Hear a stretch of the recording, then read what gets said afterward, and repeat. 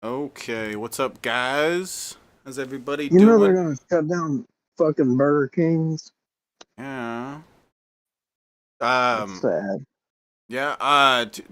What's up, Two Guns and Negan? I don't know who that is in the chat. Somebody knows. Um. So I should have all the chats up on the screen for me, or except yeah, should have every chat. See Two Guns saying I smell. Hopefully, we'll get more people. I'm here with Booberry, the cool guy, and Negan and Tubby. Yep, we're all gonna play strip poker while we do high crimes. It's gonna be awesome. Nobody told me that. Yeah, that's the rules. Okay, you signed them. Okay, maybe you should check things before you sign them. Okay, it's an idea. Read the contract. Yeah, and you signed in your blood, so it makes it official. Okay. Official. Did you know KFC got rid of the double down? Yeah, Bill Hicks, I heard about that. I heard about that. Have you heard about that, Blueberry? How the KFC got rid of the double down? Yeah, they also got rid of the fucking laptop meals. Yeah, the double down. Yeah. But all right. Yeah, I don't know if you ever seen one of these episodes, Blueberry, but we cover like murder cases and stuff. So this guy probably killed like 10 babies or something. This piece of crap. That's fucked up. Yeah. Well, I mean, unless the babies Not just it. killed. What? Not just killed. He tortured those babies. We don't know what he did, but sometimes people make jokes. Yeah. I don't. Yeah, we don't. I don't actually have like. I don't know what this guy did at all, and I like to go into these blind, not knowing what the story is. So I watch them for the first time along with everybody. If you guys are feeling like I meshed blindly with your mom. Yeah. If you guys are feeling like cool Feeling guys are like, Demi, shut up. Right. Yeah, I'm not if you're able feeling to- like cool guys are. You believe what I have to deal with, Negan? Freaking atheist. So yeah, we have a goal up there. If you guys want to be cool guys, Bill Hicks, and help me with the goal. It's right up there. Yes, 100 babies, but at least he didn't waste it. Okay, at least he didn't waste the babies. He made good use out of them. All right. So this is about a 2-hour long video here we're covering. So I'm gonna get it started. You stinking atheist. Before you start it. Wait, before you start it. Wait, what? I said, before you start it. Never mind. We already did the. Well, yeah. Just before we start, I guess I want to say that we make a lot of jokes on these shows and stuff, and it's in good faith. We don't like people that murder. That's not nice. Okay. Yeah, the way that some people deal with hearing and seeing tragic things by making fun of it, even though it might seem heartless and cruel. It's just like a coping mechanism. Whoa. Oh, thank you, Negan. Reagan. Oh, Need to make it bigger because I can't see it that well. Wow. Let me bring up another screen here for that real quick before we start it.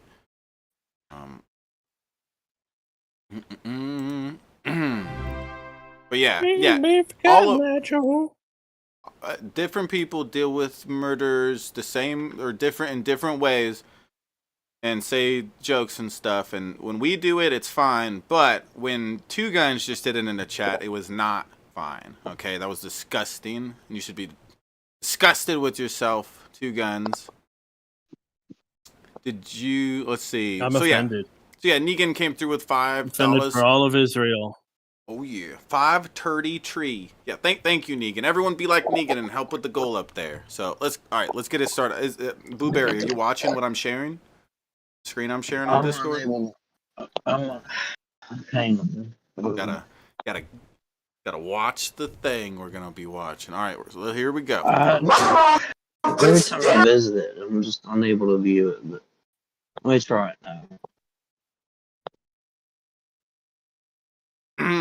What's that? What's that hand signal? I mean, you're like, I'm gay. And hand signals. Nothing.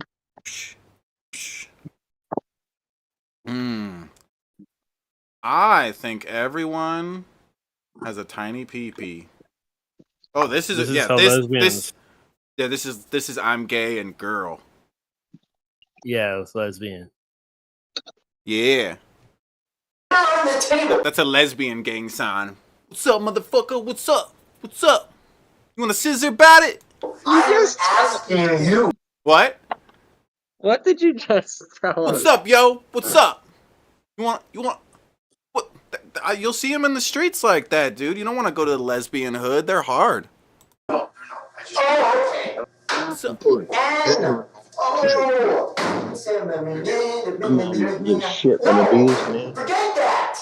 Forget In a that. few seconds, you're going to witness some of the most shocking interrogation footage that we've ever received. I think you're hurting pretty bad. Shocker. You ain't know nothing. You telling me you understand? We make mistakes. No. Here, let me spell it out for you. N-O. Relax, Ethan. No, forget that. Hi. What's up, KD? This is Hell how yeah. Gene would react. This is how Gene would Yeah, react. Gene would react that way. He'd be like, forget that! Okay, I didn't do it, okay? Gosh, N-O, okay? You did Gosh. get a little pitchy there. How much time do I have to tell Sounds you like a guys? girl. Yeah, I'm gonna take a You must have dab. undefended testicles. Gene wears parties. Alright, I'm gonna take a big dab in the name of KD. What's up, Taylor? The incomprehensible story behind it will prove to be all the more horrifying. I know how to use a knife. Real well. Real well. Oh, that's a good thing to tell. Right here. Wow. Right here. Yeah. That's a really good thing to tell when you're being investigated for like a murder or something. Be like, yo, yeah, I know how to use a knife real well. Yeah, exactly, Booberry. See, Booberry gets it, right? Booberry. Yeah, mambo, mambo Italia. Yeah, mambo. Next time we get arrested, George wore at least wear that Raider shirt. On January 24th, 2007, the quiet confines of Boise, I Idaho used would to be work- changed I used to work forever on a when farm 42 back in the day, and You worked where? oh god, I used to work on like a huge ass farm back in the day. Really? Yeah, Are you watching this thing we're sharing? You able to see it? I'm watching it at the same time. Yeah. Heck yeah. My dad lives on a huge ass farm. Yeah? Got cows and such. He's got mushrooms growing out of that cow poop. Got He his does own. have any cows, Riveting. bulls, What, Negan? I said chickens, that's so pertinent and riveting. donkeys, Yeah. sheep, Heck yeah, Does he have Blueberry. cows? birds, dogs, cats. I might as well just be speaking Finnish. Does he have I horses? Is he a cowboy? Hi Veota! Is he a cowboy? Hi Veota, Negan. Does he ride around on a horse? Does he have a little carriage that he has? Pizza. I can ride a donkey without a saddle. That's all I Lies. can say. Okay. Yeah, let's try to. All right. But yeah, let's get back to this thing here. If we could talk and everything, but if we talk too much, it'll be like 5 hours long. This stream will last. It's a 2-hour long video we're going over. But let's get into it. But yeah, farms equals cows equals cow poop equals mushrooms equals happiness. 2-year-old mother Judith Windom is found gruesomely murdered in her own home. Her 16-year-old son, Ethan Windom, would ultimately be the one to stumble across the horrifying scene. And so begins one of the most disturbing investigations we've ever seen. However, as authorities sit down with the distraught teenager, They can't help but wonder if his terrifying story is just a ruse, hiding something much more sinister. In the early morning hours of January 25th, 2007, Craig Windom is frantically woken by his wife. She tells him that his son, Ethan Windom, has arrived at their house in hysterics. Ethan lives with his mother, Craig's ex-wife, Judith Windom, also known as Judy. Ethan had left his home that morning, setting off to his father's house on foot in the freezing winter temperatures, all for one terrifying reason. Craig quickly gets out of bed and runs to meet Ethan in the living room, where his son can barely speak. But when he finally does, he utters a disturbing set of words. His mom, Judy, is dead. Craig immediately calls police, who were dispatched to Judy's address, as well as to his own home. However, not a single person could have anticipated the absolute nightmare that was just beginning to unfold. Hi, Ethan. Dr. Stevens. Were you at your mom's house tonight? Were you sleeping? I was on my couch. On your couch? On my chair. Okay. I sometimes fall asleep watching the movies. Okay, I understand. And where was your mom at? When you were sleeping or you were hanging out? In her room. She's in her room? Yeah. When was the last time you saw her? What time? At 9 o'clock, I believe, I came home from my friend Matt. Okay, and that's when 9 o'clock tonight? Yeah. And that's when you saw your mom? And I saw her and she was in her bed. Okay, was she fine and awake when you talked to her? Yeah. And she was in her bed? Yeah. Look at that CRT right there. How many years ago was this? Huh? How many years ago was this? Oh, I don't know. I'm not sure. You'd have to look it up here. Sometimes they tell stuff that'll hint or just flat out tell the dates or whatever. I don't doubt that it might pop up at some point here. A lot of these are pretty recent. We're going to get paramedics over there, and we're going to get police over there. They got fucking CRT. If you say common breed, I mean, be okay. CRT, but Ethan seems to struggle. What? Like a CRT television?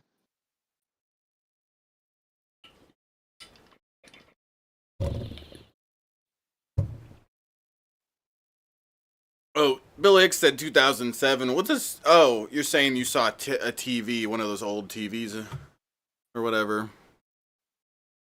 Yeah, my CRT uses companion. Yeah, I guess it happened in it said in the beginning, Bill Hicks. See, Bill Hicks pays attention. This is why he passed middle school, unlike the rest of us. Damn it. Struggle to comprehend the unbelievable sight that he's just witnessed. But authorities are eager to speak with the 16-year-old.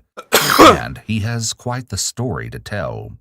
They quickly take him in for questioning while another set of officers make their way to Judy's home on Normandy Drive.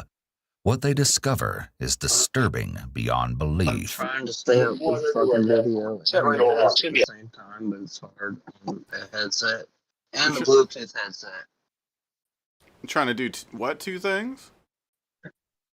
Like, I can't connect. Yeah. There we Do you go. wanna- Never mind. Yeah. If it keeps giving you technical issues, if you want, you could watch on YouTube, and you'll help us with the viewership and stuff. That would be cool for you to support the channel.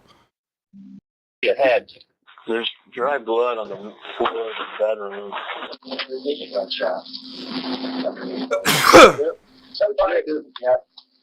I reckon. Yep. Yeah. There's a nice. You know, I've never There's donated pictures of a couple kids on the kitchen to a cabinet. YouTuber And there's a before. bunch of What'd you say? I've never donated to a YouTuber before in my life. Yeah. Well, there's always a time to bust your cherry. bunch of cards. You You know always why, do. though? Medical Cause you're part Jewish. I'm Yeah, kidding. I'm I'm a kidding. It was a fucking joke, Jew. guys. What? So why haven't you tipped to a YouTuber before, Blueberry? Don't you understand that I am a YouTuber? We're both YouTubers. You're a YouTuber? Oh. What? We're all YouTubers. I didn't know that. Yeah. Yeah. Yeah, we're all YouTubers. Tip to my Streamlabs. Tip to Negan Streamlabs. Yeah. People to get a Streamlabs going, guys. Like all these Link kids are to freaking the black guys. Streamlabs in the description. Oh, yeah. medication. Oh, yeah, these are the boys right there. That one right there, that's your suspect. The bigger one. Probably this one. It's something straight out of a horror movie. 42-year-old Judy has been murdered in her own bed. Authorities later reported that her face was disfigured beyond recognition, and it appeared that someone used a shotgun in the incomprehensible crime. I gotta. However, police will soon discover What? Smoke more weed because that the deranged Yeah. killer used more than just one weapon. The following interrogation has never been seen before. It's been analyzed by a qualified team, including a licensed professional counselor, a licensed clinical psychologist, Give to the boot, please. Poopy scoop. Poopy scoop. and a former detective, former licensed polygraph examiner, and former hostage negotiation commander and instructor. The country music and stuff. Yeah. Blueberry, do you think you can? You think you can watch on YouTube to help us get the viewership up and stuff? The more. What do you mean? The more people that Like, are what do you watching. mean? Huh? Like, what do you mean help get viewership? Like, I'm shadow banned. Well, no, I mean, can you go watch on YouTube and chill in the chat and stuff and help support the stream? Think you could do that? Cool guy. So just talk in the stream, talk in the chat. Yeah, it'll help. It'll help get the watch time up and stuff like that. It helps the stream do better. It'll increase like. What the if chances. I just spam it like No, with a don't bunch do of that. random shit? Nah. But yeah, Blueberry, if we're gonna like keep covering the story and stuff. If you could do that, that would be awesome. Just go chill in the chat and stuff and support the stream. We need to get the watch time up. Everybody should do that. Can you do that for me, Blueberry? I'll type chill on the stream. Taylor said screen's black. Yeah, hold on, Taylor. Don't be racist. All right, yeah, go talk in the chat, Blueberry. Okay. All right. Okay. detectives now sit across from 16-year-old Ethan, and they read him his Miranda rights. In the state of Idaho, police... But yeah, thank you to everybody helping with the cool guy goal. Jack is happy. You can see the happiness in his eyes. Look at him. He's a happy Jack. Police are generally free to Bill Hicks. Okay. interrogate minors without any limitations. Why are you kicking beyond Blueberry constitutional provisions that would equally apply to No, I asked adults him in to a go into similar situation. Blueberry, The minor doesn't have to have Blueberry. someone present to represent their interests prior to questioning, until and unless the minor specifically makes a request for counsel, or the presence of a parent or guardian. In that case, an interrogation would have to stop upon the request. The detectives ask Ethan if he would like his father to be present during the interrogation, but Ethan his dad's states that he still would alive. like to continue without his father in the room. Hey, Brigham. What happened tonight? That's the trick. I was sleeping in the chair. What trick? Did What'd you you- say? Okay, in Idaho, the police have to ask them, like, if a guardian or somebody, you know what I mean? Hmm. Like a lawyer, like Get they that don't have to permission. just say a lawyer. Yeah. And of course he's not going to want his dad there, you know, so that's why they, in other states, they have to state that it's an attorney. Like they have to say, like, do you want an attorney present? They don't say like your parents. So like saying like, do you want your dad in here? Like, and him saying no, that's like a dirty trick. That I don't know. Yeah.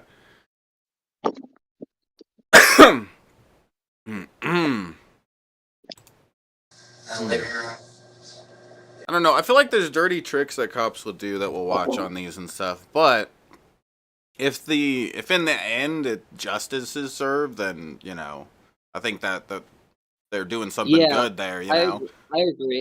I agree with that. Like sometimes it is good to be like. Sometimes they gotta be like do like manipulation kind of bullshit and everything to get people to confess and stuff, trick people into and saying what they don't want to say and stuff. As long as the justice is served in the end, that like people like that are heroes. They're doing something that would most of the time be considered like a bad thing, but they're using that in a good way. So yeah, I think it's an interesting thing. Cause a lot of people are like cops are dicks, and there are a lot of cop dickheads, but also there's like people like this who are like heroes. They're helping keep more people alive, like keep people safe on the street by putting in the hard work to get people like this to admit their guilt. Dude would have probably killed more people, you know. This kind of, that really loud, just thud kind of noise, and I have no idea what that is, The detectives jump right into questioning Ethan without spending any time building rapport. This can be very detrimental, as rapport building is not just about getting the other person to talk, but also to build a foundation of a relationship, which can then minimize the person's anxiety and get them to relax, open up more, or even to trust the interrogator. I saw my mother earlier, around 9 o'clock, which would be fine, right before I started watching a movie. And I watched the movie and fell asleep, but in the chair. But then I came, saw that, like, it was, all the lights were off in the house anyway. But, just kind of got a glimpse that something was going on, and, what was going on, Ethan? Yeah, he was whacking her and stabbing her. It's noteworthy that Ethan not only says the guy was whacking her and stabbing her, but that he also motioned the actions. These movements were remarkably in sync for him allegedly just seeing the actions. We've been to the house, okay, so we kind of have an understanding of what happened. And like I told you before, we kind of know a little bit about everything that went on tonight before we even came in to talk to you. You understand that, Ethan? Yeah. Okay. Ethan's fast and repeated head nodding here is likely an indication of anxiety. However, he may be reeling from his traumatic experience of finding his mother dead. I know quite a bit about you and your mother and your relationship. Yeah, I totally didn't do it. What I'd like to do, Ethan, is kind of rewind a little bit to the beginning, to tonight, all right? When you're at home with your mom, and kind of have you start over, because I think what's happening is you're kind of going down the wrong path, okay? It's no secret that Ethan and his mother had a tumultuous relationship, to say the least, but authorities have only scratched the surface of the horrifying nightmare that was hidden behind closed doors. Did you go to school today? I did. On Wednesday? I did, but I had to go home early because I was having these weird spasms all over my body, like. Even though he's answering the questions, Ethan is still pretty closed off, with his arms tightly crossed. Though we can't totally see his legs, it looks like they're also crossed and aimed away from the investigator, indicating that Ethan has his guard up and isn't super engaged with the investigator. The investigator should have engaged in rapport building before he started questioning him, because it may have prevented him from being quite so closed off. I didn't really want to go around the full day, taking a weird step and, kind of just having a weird spasm in one leg, so I called up my dad, had him back home. What happened after that, Ethan? After that, After you woke up sleeping from this afternoon, when did your mom come home? I don't know, mainly around 20 or so. And just sitting there in the chair, just kind of watching some movies. What kind of movies were you watching? One I just see over and over again. Like what? Happy Accidents. Happy what? Accidents. Happy Accidents? You ever seen that? No. So you and your mom were watching these together? No. She wasn't, Ethan goes into a long tangent, setting up his timeline. He shakes his head no when saying the time his mom came home as well as that he was watching some movies, indicating a slight brain and body disconnect. I don't know, mainly around 3 or so, watching some movies. Notably, he thinks about it and then names a movie he said he's seen over and over, which is an easy way to keep his story straight if he's lying. Sometimes she would come, and actually do watch some movie. Did she take a nap yesterday, being Wednesday, after school? Okay. Ethan had a rather interesting taste in film, but there would be one movie in particular that he favored above the rest.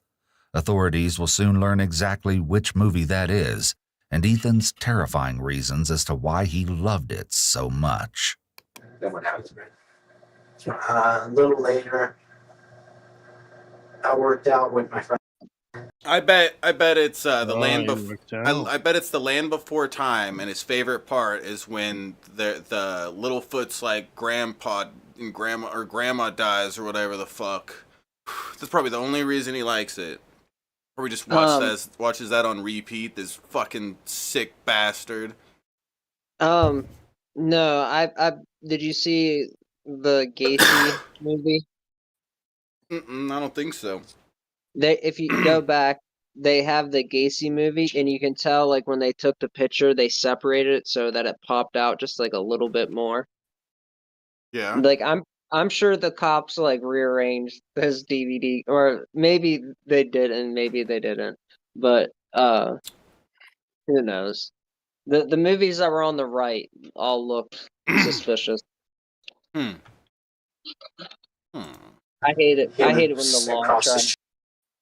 Yeah. I hate it when they try to blame the media that people consume for the crimes that they commit. When there's been killers that like Mozart back in the day. Yeah.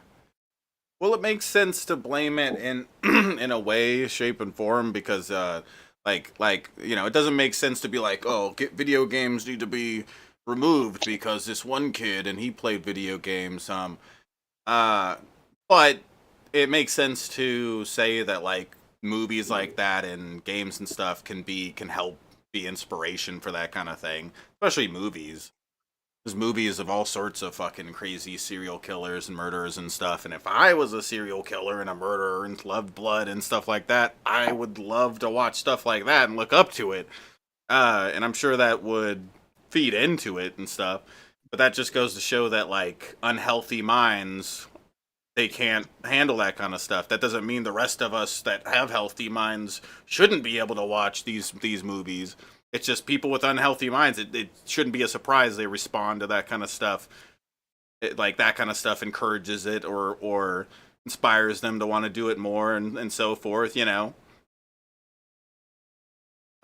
the only way I see it makes sense to point at that stuff and it's to blame in some sort of way, shape, or form, but not in the way that like, oh, this needs to be removed from everybody's viewing because this one person who's mentally ill, it inspired them to kill the whole family. It's like, well, that doesn't mean the rest of our freedoms need to be taken away.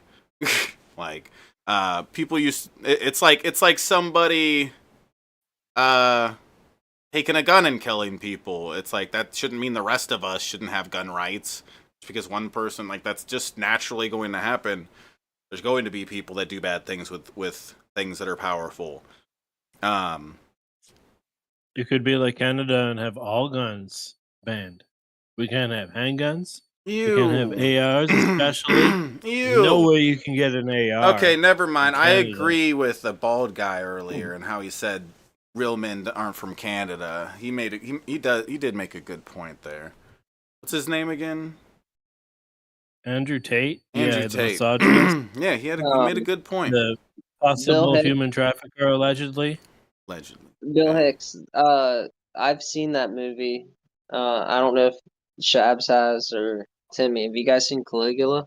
I think that's one that Gene has mentioned is a really crazy, sickening movie. Like, it is and wild. I'm not interested. Isn't there like orgies in it? Yeah. Way beyond. There's like a sex version of Caligula on Pornhub you can get that I haven't seen. Definitely didn't see that one. I wouldn't watch that. Not All right, let's get. Not even once did I watch that and massage myself. Whoa. What? Yeah. Usually work out in my house because I got a local gym set up in my house. But I just decided to go work out with him because he said he wanted to work out.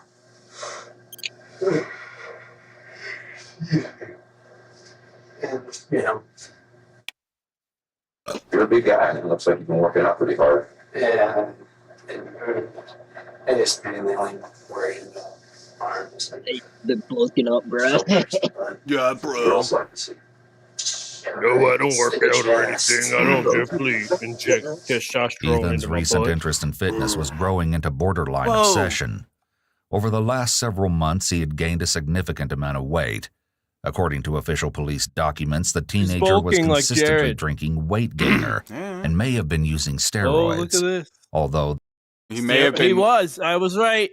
He was injecting testosterone into his booty hole. Well, it says he may have Yeah, I been using definitely wasn't. steroids. I definitely wasn't using no steroids, man. there was a strange Definitely did not explanation. go behind- into a psychotic anger rage and decapitated my mother with a shotgun. Accidentally. Yeah. Sudden newfound hobby. As he continues tripped with and his fell on story, the he states shotgun. that he returned home from his friend's house around 8:30 that night.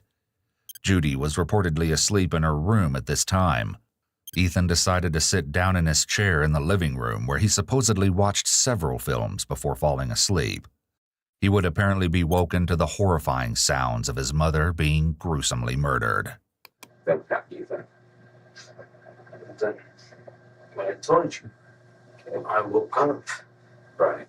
What I told you is a referral statement, and Ethan delivers it pointedly.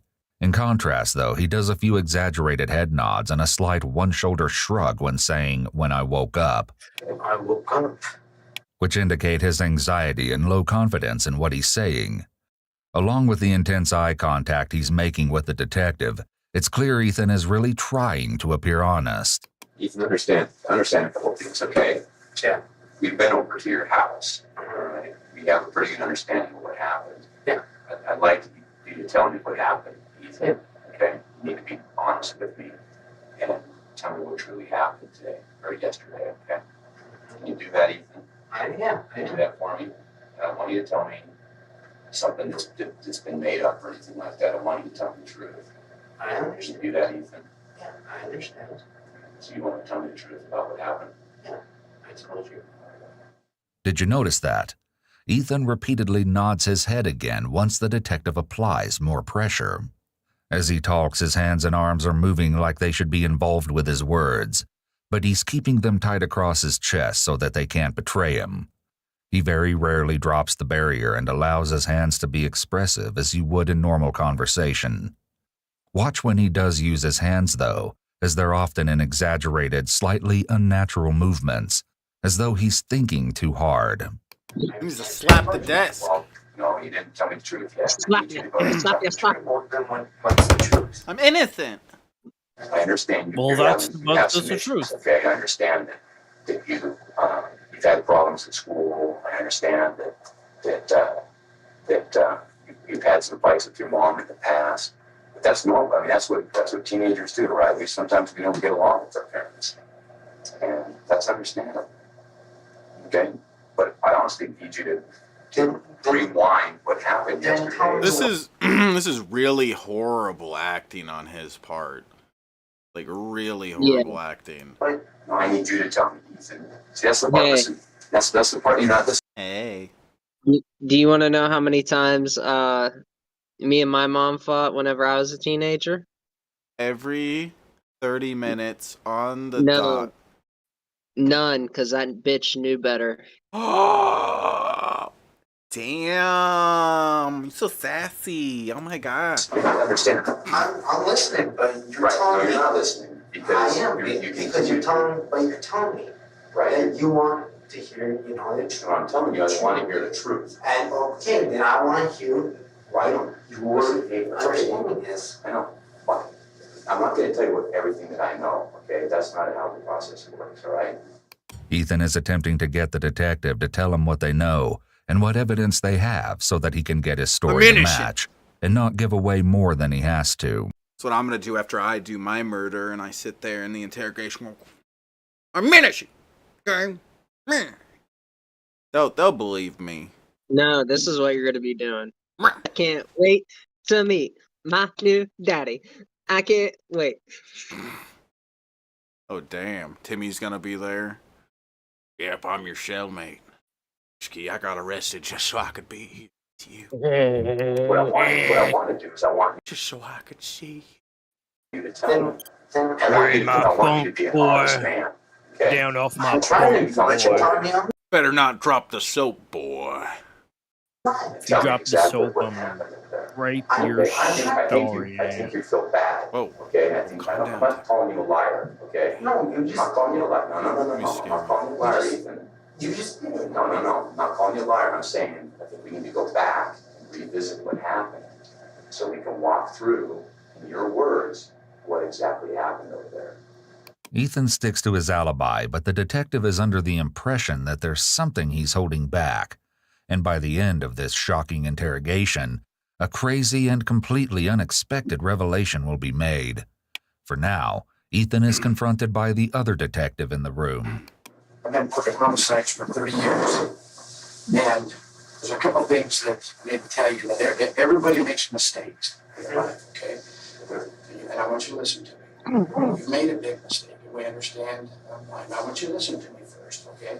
We're already He's doing the Tucker Carlson. Isn't that the dude that's like he always like makes the stupid face like when people are talking? Am I thinking of the right person, Tucker Carlson? The detective in the room. Like look at the way he does this and tell me it's not like Tucker Carlson or something. And there's a couple things that I need to tell you. That everybody makes mistakes, okay? And I want you to listen to me. You've made a big mistake, and we understand why. I want you to listen to me first, okay? Number one, I made a mistake. You don't know that there wasn't a surveillance. I was asleep. The house that we've had planted there, working on I somebody else. awoke my mother being decapitated. Facing on your front door. Dilapidated. He didn't know that there was a camera on the front door. It's a camera. Ooh. How was this a 2-hour-long thing if there was a camera? I don't know. Tucker Carlson. Yeah, Andrew. Yeah, that's one hell of a mistake, Brigitte. Yeah, Taylor. Everyone hit the like button, please, on the stream. How many likes are we at? We need to get the likes up, guys. You're a fart, Trubisky. You're a fart. Nobody. Despite the interrogator not sounding particularly convincing here about the 360 camera, Ethan's facial expressions give him away. It's like the look that a child gives you when you're calling them out on a lie. Like Tucker Carlson. He clearly thinks he's got it together and has a good story, but he doesn't, and it shows all over him, especially in his incredibly conspicuous and exaggerated facial expressions. Secondarily, I know your fascination with Mr. Ellis and the whole thing there. So I just, okay. And you changed the answering machine. Are you listening to me? The detective references the author Bret Easton Ellis, who's most notable for his 1991 novel, American Psycho. Ethan is a big fan of his work. However, his fascination with the fictional story has transformed into an unsettling obsession. The story is set in Manhattan in the late 1980s, and it follows the life of a mid-20s wealthy investment banker who lives among the Wall Street elite. The well-educated and meticulously well-manicured Patrick Bateman, who narrates the story, earns his fortune by day. The well-manicured? Andrew Bateman? Why does he go out of his way to say well-manicured? Because he's handsome, good-looking. You've never seen that movie? No. The most handsome and good-looking man really that ever walked. It's this. It's a really amazing film. The reason why he says well manicured is because Patrick Bateman, every single day when he wakes up, he has like this very specific routine that he does, like the facial mask that he wears, how he cleans his fingernails, how he trims his nose hairs, his eyebrows. It's like very, very, very detailed. Yeah, it's like the opposite of me. but is a ruthless serial killer.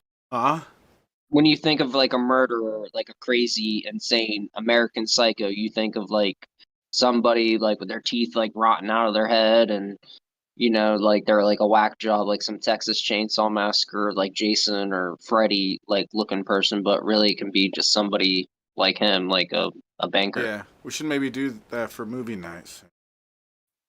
Killer by night. In addition to its novel form, a satirical psychological horror film was released in 2000. Of course, to Ethan, it was much more than just a book or a movie, as you'll see. He's not calling you a liar, but what he's saying is we know what happened didn't happen. Everybody makes mistakes. Everybody makes mistakes. You hurt your mother. And I know you feel bad about this. Well, that's what we're here to do. Why would that's what we're here to talk to you. Why would that hurt her? Listen to me. Everybody makes mistakes. For no reason? First of all, do you know the difference between right and wrong? Child, of course I do. Do you believe in God? No. Okay. Ethan makes more. Oh my God. Do you believe it? Do you know the difference between right and wrong? Of course I do. Do you believe in God? This guy doesn't know how to play the game. Like, he doesn't play the game right. When you're talking to the police, you tell them what they want to hear. They want to hear you say, "Yes, I believe in God," and "Yes, I know what's right and wrong." Yeah. Killing people's wrong, sir. Now I ain't ever gonna hurt nobody. So now this douchebag is gonna make the rest of us atheists look bad. Here he goes. That's he's what you get when you're not a board believer. Yep, if he only believed in God, he wouldn't have killed his mother. Yeah. How does it feel? Jesus saves. To be a loser atheist? More attempts at trying to get the detectives to tell him what they know. He has a massive shift in his behavior. Prior, he seemed okay, but he's suddenly talking differently and even using a different accent. He's also dropped his barrier. One thing to note is that he appears very uncomfortable with the detective being in his personal space, and he's backed into the corner with no easy access to the door. However, this is a strange reaction. He totally gives me the vibe of, like, tough guy, He's dickhead. like, nah, I didn't kill that bitch. Nah, dude. Nah. Like, how much... He reminds me of the kid that you invite to go play paintball with, just so you guys can just light him the fuck up. He seems like he's Mr. Tough Guy, thinks he's an alpha kind of person. He's one of those people that fucking, he's a fucking straight up dumbass when it comes down to it. He's not even, he wouldn't probably be able to lie his way out of fucking stealing a candy bar or something. He's giving me Jared. He's giving me Jared alpha vibes. The whole bulking up and stuff and the attitude. I didn't kill that bitch. That's what I don't know. Yeah, something like that. One of them alpha fuckers. And of being asked if he knows the difference between right and like this, and I didn't do it. He made this sign. It's a gun. He used a gun sign. He was threatening the cop. Making this sign. This sign should be banned from all schools. Wrong. Did it doesn't make logical sense as a time? I know that you can get in that trouble there in Canada. You can get in trouble for doing that kind of thing in school, which, to be honest, it does kind of make sense because it could be interpreted as something that's very scary. But I don't know. It's weird. It's kind of a weird thing. Gun. There used to be a secret gun in Call of Duty that was that. It was like third person, and it was just a little hand. And it went like that to shoot. That's cool. I want to get that gun. Like, you need to have that. Yeah, I want that. Trigger for the average person, so perhaps it's something that's been said to him in the past. The surveillance camera outside absolutely shows nobody went in or outside of your house. Do you understand that? Okay. What am I telling you? That you guys didn't check the back. The only person, no, there is no back. The only person that went in, there's no back door. It's locked with the thing. I locked that back door. Listen to me. The door was locked. A bad guy can't lock the door on his way out. I locked the back door. You're not listening to me. Listen to me. If you say you know the difference between right and wrong, then a judge is going to have to make a decision on what to do. With this answer, Ethan throws his hands in the air, known as a gravity-defying gesture, which is a bit of an odd reaction. Yeah, fuck gravity. He's clearly Isaac, agitated with his body completely turned away from the officer. The officer is intentionally interrupting his lie so that he doesn't get entrenched in it. But it does seem like this officer is doing a lot of the talking and not allowing Ethan to fill in the story. You understand that? He's going to say, Detective Doug and Detective Smith, when you have the ability to go... Yeah, these dudes seem like some horrible detectives, to be honest. I don't know. It just seems like they didn't do much of letting him... Like, they instead of walking it, like, holding his hand and walking him towards, like admitting stuff. They don't... You can tell that they're a little bit older, and they don't have the patience like they used to go through hours of... Maybe. I mean, the thing is then they shouldn't be doing this job. This isn't the job for them. They've been doing it for like 30 years or whatever. Maybe they're good. Maybe. But I mean, maybe the evidence is so overwhelming already that they're not even going to bother with that. But it seemed like the responsible way to go about this is to take it more slow. They kind of just jumped into like, you did it! You know what I'm saying? We're 20. Had his fingerprints still on the gun. Yeah, we're not... Or some kind of prints on the gun. Or although I guess they have been talking to him for a while. It is too... Some hair. I don't know. Let's continue. Gunshot residue on his hands, maybe. Yeah, in his butt or whatever. Ethan, was he remorseful in what he did? Did he feel bad about what he did, or did he go, you know what? Some other guy... I already know these things because I'm getting charged with battery. The 16-year-old was a top-notch student at Bora High School, where he took several advanced placement classes and excelled in his academic career. However, his favorite subject to study was that of the criminal mind, serial killers to be exact. You know what I think? That's probably why that Shabisky guy does high crimes. He's a weirdo. He probably a murderer. Oh wait, I'm Shabisky. Yeah, but he doesn't know how to read. Well, yeah. Book? Yeah, maybe that's why they created movies for people like me that don't read. Okay. Maybe in the future when we got better criminal analysis programs, we can actually catch Shabisky having impure thoughts, just having impure dark thoughts. Impure dark thoughts. Yes, I'm thinking of doing something to you. It's going to be like that movie with the cops that can go back in time and stop stuff from happening before it happens. They're all gonna like jump on Shabisky right before he. I'm not sure what movie that is. It sounds familiar. Take a step back and tell us why you hurt your mom. She did something to you, or this was some fascination that you have here watching these movies that you acted out. Do you not understand this book? Okay, tell me about this book. This is a book. Okay, have you never even heard about books like these? Have you never even heard about books like these? Tell me about it. Do you not understand the concept? Tell me about it. Of the idea of the business world itself. Tell me what it is. Why don't you look at Patrick Bateman as a business himself? Okay. What does he do?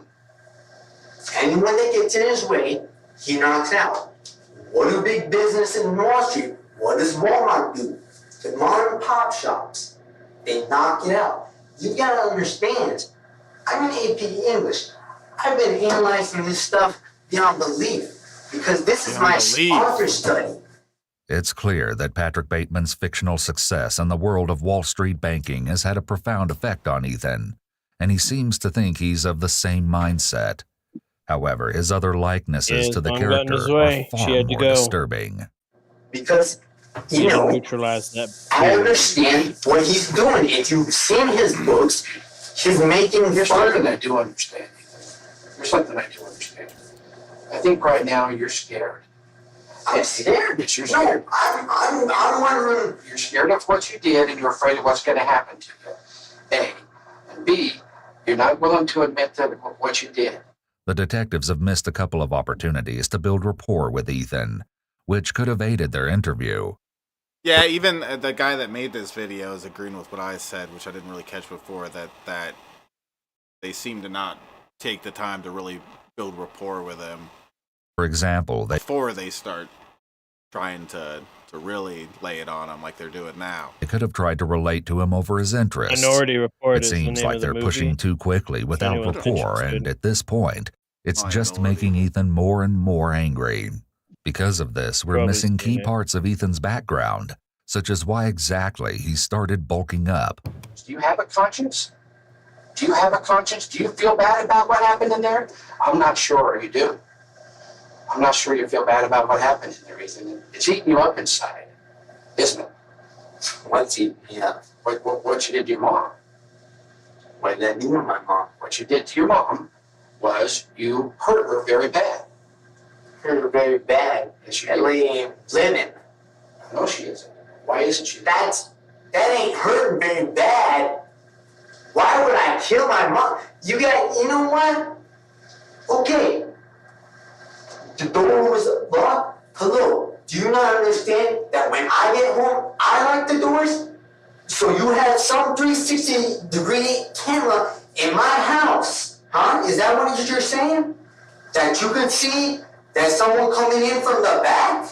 Now listen, you're not. The detective had tried to minimize, and it backfires. You're not listening. Resulting Me, in boy. Ethan getting upset that he doesn't acknowledge that his parent is dead. For being so young, When I Ethan get is in, I challenging lock the the door. detective in a very bold manner. He hasn't been emotionally broken down by the interrogation process and seems to be trying to hang on, even though he appears to be struggling with his speech. Fingerprints? Those are my weights. I didn't hear anything about it. What happened to the weights? The weights? Did you not see that I saw her? I saw the phone. I saw her. Relax, Ethan. Relax. No. How am I supposed to relax when I saw what that person did to my mom? Okay, what happened to the weights? What happened to the weight? Yeah. You really want me to go in through this? Ethan is doing a lot of self-soothing leg rubbing, and he also finally squares his body to fully face the officer. This can sometimes mean someone is engaged in the conversation, but in this case, it's a very aggressive stance, and he's clearly anxious. What's interesting, though, is that when Ethan hits his hand on the table, it's way before he starts talking, which shows that his nonverbals are mistimed again. You really want me to go in through this? His emotion, while still slightly elevated, is suddenly much flatter than it was previously. This rapid emotion change generally indicates that it was a fake display. What happened, officer? By repeating the questions asked by the literally detective, picked up her it seems body. like Ethan is trying. Yeah, you I really would want me to use go my shotgun. go in through this? He doesn't even know how to talk a lot of the time. I don't know how he was supposed to be like. Didn't he say he was like? Listen, Sabisky. Yeah, he was like, I literally used my shotgun to literally shoot her in the face, so I literally didn't do it. Yeah. It was literally the shotgun that literally shot her. I didn't literally shoot anybody. I can't remember his name. What's that? Yeah. It's a Gideo game. You're in it. Yeah. Video game. Yeah, so he's supposed to be some honor student or whatever the fuck. But he like, I don't know, the whole time here he sounds like such a dum-dum to me. But you really want me to go in through this? Trying to buy himself time to come up with an answer. How am I supposed to relax when someone crunches her skull and rips out her brains with a weight? Yeah, so tell me how they did that. How did he do that? What did I tell you what that was? Hello?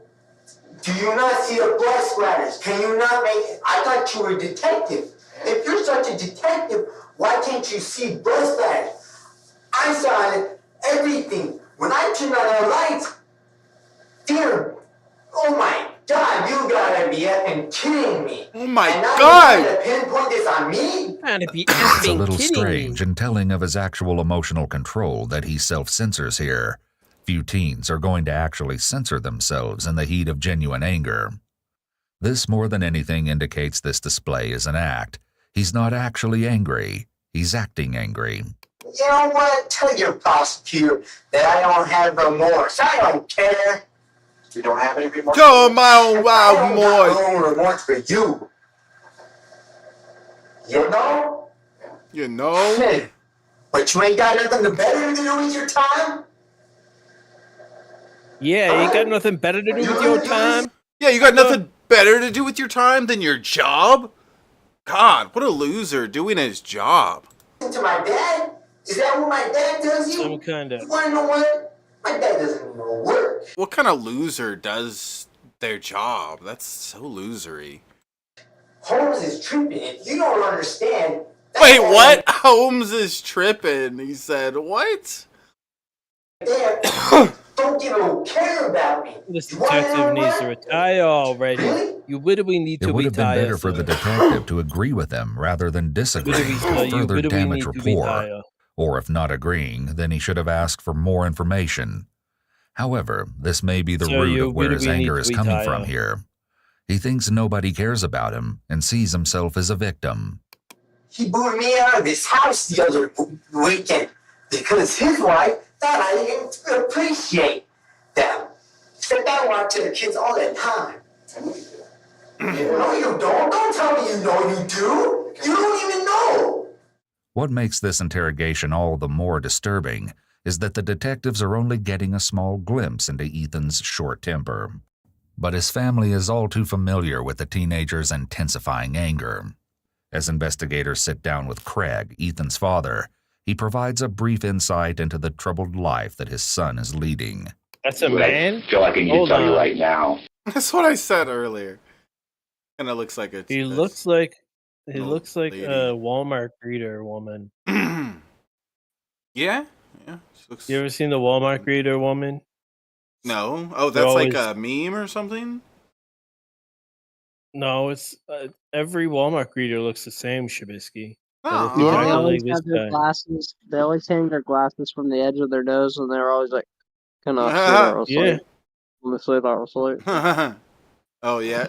Yeah, he does have his glasses. Have a nice day, sir. Have a nice day, sir. Welcome to McDonald's, Walmart.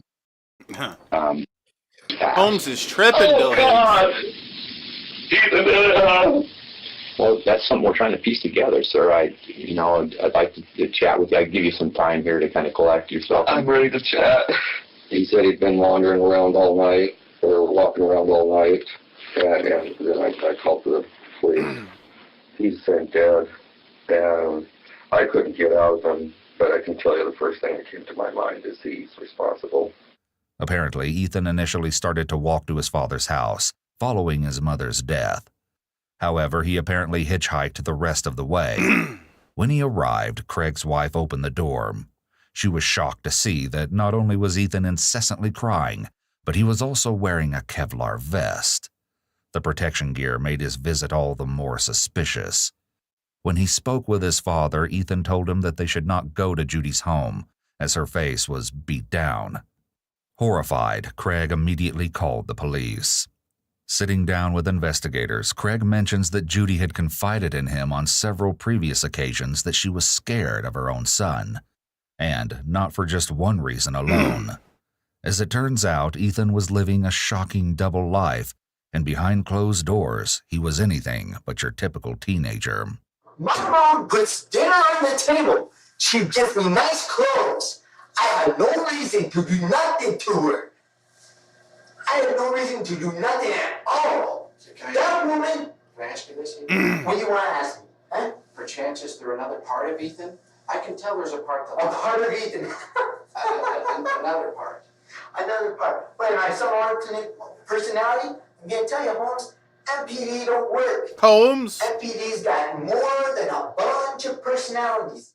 Ethan makes some very strange mouth movements, like he's talking faster than he means to and isn't sure what to say. His fake laugh ends as quickly as it begins and signals a rapid shift in his expressed emotions. This is pretty similar to the Patrick Bateman laugh in the movie, and is one of many indications that Ethan is trying to act like the character, though the similarities only become eerie as the interview continues. Unfortunately, the interrogation methods are being poorly implemented, and the officer is jumping all over the place. Ethan is literally laughing at all the interrogation techniques, because they're not being executed properly. You want to do some little schizophrenia in my head, Holmes? I'll tell you, because I know all the symptoms. Don't tell me there's another part of Ethan. Ethan is Ethan, and that's it. Ethan has shifted the way he's talking, which is a marked change in the interrogation. By saying MPD, he's referring to multiple personality disorder, but the detective probably just means how everyone has a good side and a bad side. Ethan takes it to the extreme, so it sounds completely insane, which is a common tactic among individuals trying to be deceptive and is a form of manipulation. The tactic is to take something small and innocuous and turn it into a mountain so you can deny it without actually lying. Ethan was facing a multitude of personal struggles, though he doesn't mention it. In 2006, the year prior, he was diagnosed with major depressive disorder and struggled with anxiety. He was prescribed various medications and began seeing a counselor who became very concerned in regards to his condition. They believed him to be a psychopath. Technically, psychopathy isn't a separate... shit? Well, they're not psychopaths. But there is a lot of people with depression and anxiety that aren't psychopaths. So making that statement didn't You're talking about saying he's a psychopath. Talking about what the YouTuber said? Yeah. Let me back it up. Means how everyone has a good side and a bad side.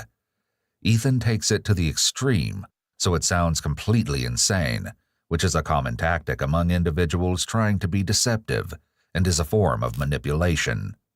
The tactic is to take something small and innocuous and turn it into a mountain so you can deny it without actually lying. Ethan was facing a multitude of personal struggles, though he doesn't mention it. In 2006, the year prior, he was diagnosed with major depressive disorder and struggled with anxiety. He was prescribed various medications and began seeing a counselor who became very concerned in regards to his condition. They believed him to be a psychopath. Yeah, so he's talking about some professionals that saw him, and... So, who gave him the diagnosis that he was... They believed... There must be two different doctors, because one doctor said he was depressed and anxiety, and then another doctor says he's a psychopath. That's psychopaths a steep jump. They were psychopaths can suffer from depression and anxiety. Yeah, but they don't know. He's saying their emotions. The first two things he was diagnosed with, the last thing was something that they were suspicious of. He didn't get diagnosed as a psychopath, but they wrote notes or whatnot, I guess, that they thought he was possibly a psychopathic or whatever, psychotic, whatever. All right, here we go. Technically, psychopathy isn't a separate diagnosis from antisocial personality disorder, though a psychopath is part of a small percentage of individuals with ASPD who would be at the extreme end of the disorder spectrum. However, as he's 16, Ethan would not technically qualify for ASPD, but in extreme circumstances, individuals may get labeled as having a personality disorder with antisocial characteristics a bit younger than 18. And I think you're hurting pretty bad. Hurting? I think you're alright. Oh, hold on, let's go. No, first thing about me. Well, tell me about you. Tell me what you're thinking right now. I'm thinking you ain't know nothing. Okay. You telling me you understand, we make mistakes, you know what? Do you know how many Ethans I've talked to that's been sitting in that chair in 31 years of police work? Thousands of them. Really? Congratulations. Do you know how many Ethans have sat right there and told me, I don't know nothing about nothing, and I put them in prison for murder? Every one of them. Every one of them. Every one of them. Yeah. Every one of them, and you're not going to be an exception. Yeah. Normally, the detective shouldn't remind a suspect of the impending consequences at this point in the interrogation. What appears to be happening is that the detective is getting irritated with Ethan and taking it personally. He's not cooperating and he's being pretty disrespectful. and it almost comes across as threatening. Yeah, you want to know what prison is? I sit in a cell my full time. You okay with that? Are you dumb? Do you not understand how that system works? That's one of the dumbest correctional systems I ever heard of. Holmes, I could sit in a cell for the rest of my life and be happy and know your name. Okay. But no, you think you're somehow smarter than me. You've been on the force for 30 years. You know what? I talked to your game detective, too. Guy was an idiot. Thinks I'm from some gang or something, trying to tell me I like 50 Cent. You guys don't listen, you detectives. It's like, you know what? I could have saved us 20 minutes there of your BS by telling you I don't like 50 Cent. I don't really like his full club scene. All that gangster scene, it's all just music. It's all just show. But no, Holmes is trying to tell me what it is because he's so smart. Typically, an innocent person gets angry when they're being accused of something they didn't do, but Ethan is unusually combative. Rather than being a sign of innocence, Ethan's faked and exaggerated anger is an indication of his immaturity and apparent social skills deficits. Innocent people get truly angry, and real anger or emotion doesn't flip back and forth like a switch. Ethan switches it off and on. As well, a mature liar knows that getting angry makes people not like you, and that affects whether they believe you or not. It's why typical liars and killers don't react as much to accusations and interrogation, because they know it will affect their chances of being believed. Teenagers, for the most part, haven't had the time to perfect it. As well, Ethan has learned... Yeah, I mean, they said it was possible that he did steroids, and, like, he seems like, I don't know, he seems like the type of dude that has anger issues and stuff, and what they're saying about what his mom was saying prior to that, like, sounds like he was probably shooting up and working out and getting pissed the fuck off all the time because he's roid raging. Learned aggression and anger gets him his psychopathic tendency or whatever. He's got all these issues. Psychopath. Yeah. Way. Something that most people usually learn doesn't work as effectively as sweet-talking by the time they're a bit older. However, this is of no surprise, given his past. Although Ethan was mostly compliant to those in positions of authority, most notably as teachers, he didn't show the same level of respect for his mother. Their relationship began to deteriorate when Ethan became controlling and would apparently bully Judy into getting what he wanted. For instance, he told his mother that he would like to use the master bedroom as his own, and supposedly forced her into moving her belongings into the smallest room. He then took over the living room, where he apparently pushed all of the furniture to one side of the room, so he could place his chair in front of the TV. Ethan would mostly use it while playing video games and watching movies. On the occasions when he didn't get his way, things would supposedly escalate, and in a most violent manner. Ethan's brazen comments and interrogation show his lack of respect for authority, which is a red flag indicating possible conduct disorder or oppositional defiant disorder. He could be diagnosed with either of these disorders at his age, and they're precursors to ASPD. This isn't going to go away. I already know it isn't because this is your guys' stuff, whatever. This is going to go away. Yeah? We're going to make a decision on what to do with you when we leave this room. Mm-hmm. What do you think we should do with you? You actually think I want to let me go? What? He is so awkward. This dude is so weird and awkward, and like, yeah, he said it. We have to drop the charges. Yeah, he said the thing, Shabisky. We're screwed. The judge is never gonna listen to us now. What do you think we should do with? Let me go.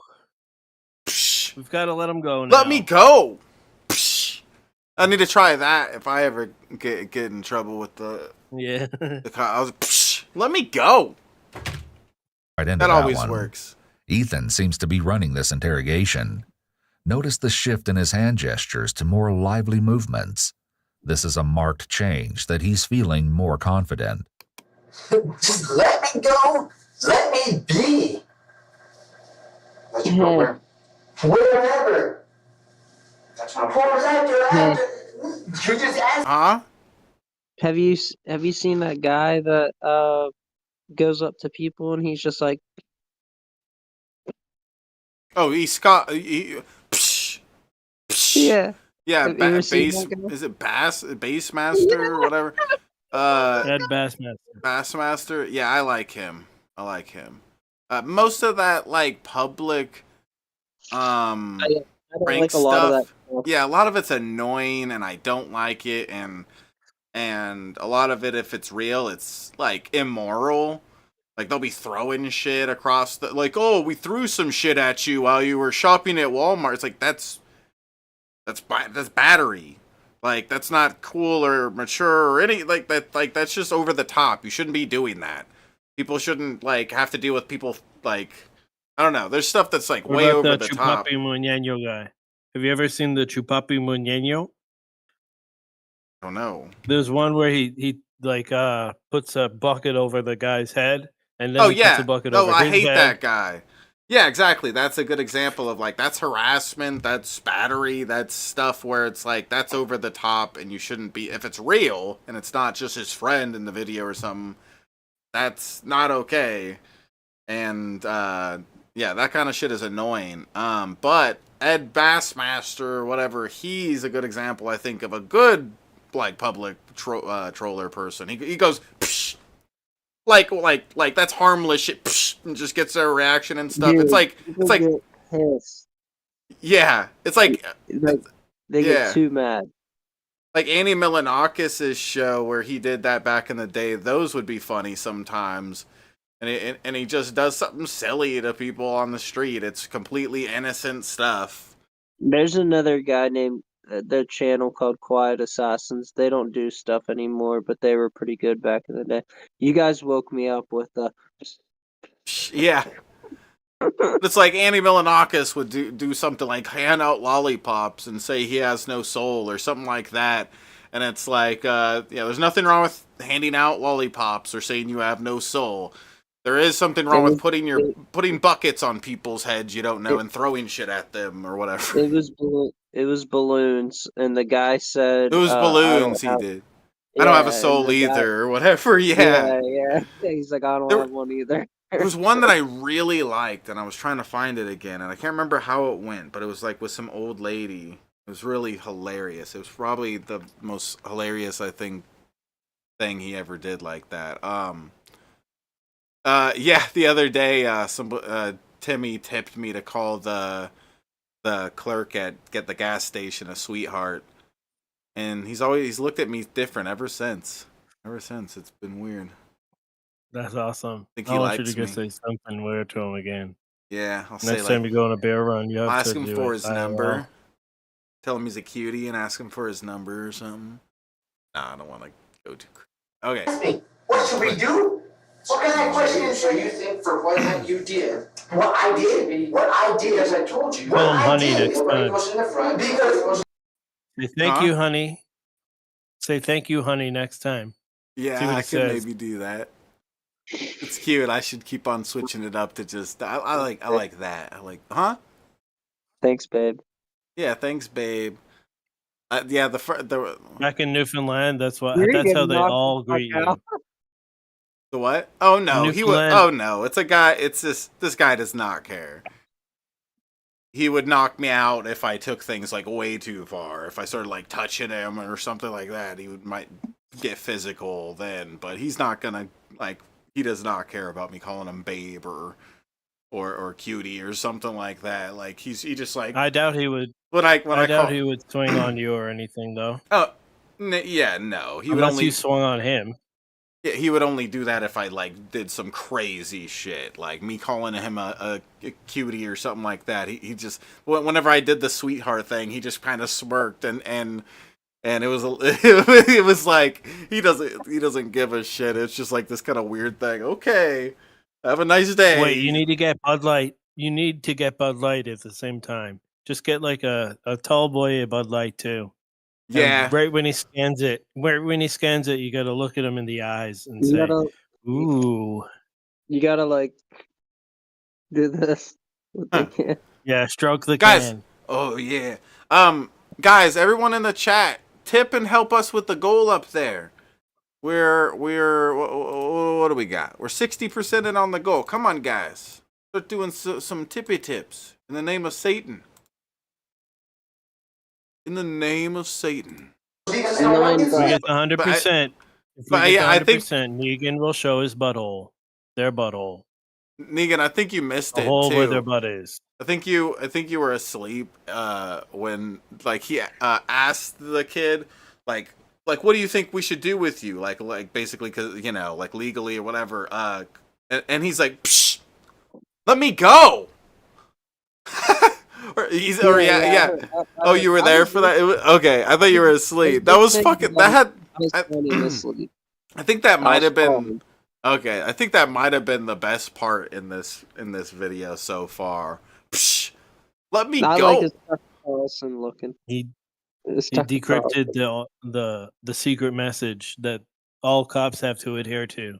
Psh, let me go. Okay, you said the code. All right, let me undo your That's cuffs. how you answer. That's definitely how you answer. When let a me cop go. Says, what should I do? What should I do with you? Let me That's go, a stupid Holmes. question. Let me to go, be honest, Holmes. that's a stupid question Yeah, for them I to like ask. that he was saying that this guy thinks I'm in a gang, but then he keeps saying Holmes. Yeah, and he's like the whitest kid ever. Holmes, yeah, Holmes. It's like yeah, my essays will come in here, man, and they'll take over this jail. I'll be living the life, man. Yeah, Holmes. You Holmes. In the front, or we go in the back, and it's just you. Really? It's just you and your mom. Oh, okay. So, actually, nobody. So, what we could be saying here is, yeah, it's like he talks with a Hispanic accent. Doesn't he sound like that? He's trying to talk with a Hispanic accent. And yeah, earlier the guy said, what you're saying is, yeah, man. Listen, you're a wise guy, yeah? Yeah, what you're saying here is you're a wise guy, yeah? Well, that's more like Italian. I don't know. It's almost like he wants to try to do something like an Italian kind of voice, and it comes out Hispanic or something. Holmes. I don't know. I don't know what's going on there with this guy because Taylor wants to know if I'm a top or bottom. I am a top and bottom. He's a middle. Reverse, Timmy. I'm a top and bottom. Damn. Yeah, I take both. When I go into the cell, I boot the other person to the floor, and I take both bunks, and I put the top mattress on the bottom mattress, and I sleep on like a super soft double mattress, and they sleep on the floor. And why does he look so different from the thumbnail? I do not know. To be honest, the video that I'm playing this from, it's almost the exact same thumbnail. The person for their thing just took a picture of him holding the thing, and I took it and made it a little different. The picture of him holding the thing, whatever that thing's called. And so yeah, I don't know. I mean, I don't know. Maybe it just goes to show how these kind of blurry. Yeah, that's not him. I don't think that's him in the thumbnail. He has like big sunglasses or glasses on, and this guy has no glasses at all. Yeah, I think you got the wrong picture there, mate. If I did, then this channel, their video has like 3 million views or something, and that's their thumbnail. If I have it wrong, then they have it wrong, and I highly doubt they have it wrong. Maybe that's somebody else that cut has his hair and take away his glasses for his mugshot. Maybe it's an updated mugshot. Maybe he was transferred to like a different prison, and that's why he looks so different. Like life hasn't been too fair. Yeah, people can change a lot in their appearance. So especially in prison. Yeah, like you can really go from looking like nice and healthy to looking like dog shit with the right surroundings, or the other way around. Okay, yeah, this is what he looks like in this. I saw another picture of him and stuff, but that's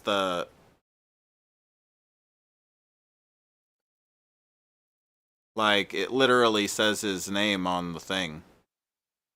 Holmes. Or no, it doesn't. Never mind. But still, that's him, Holmes. God. Stop trying to wrestle with me, Holmes. Be arrested for murder. There's no one that could be hiding. No one could be hiding. No. Of course not. Because you guys are all smart. You guys got taps all over my house or something. Are you ready to listen to me now for a minute? No. No? William? No. Will you listen to me for a minute? Did I just tell you twice? No. If perchance I brought your dad in here, would you talk to him too? Yeah, right. Would you? Yeah, right. Dude, okay. If he brings his dad in here, I'm gonna love this because you're gonna see a sudden shift. Obviously, right? You're gonna see this like dramatic shift in the way he acts. Like Holmes. Like, hold on, let me get a drink real quick, Holmes. Hold on.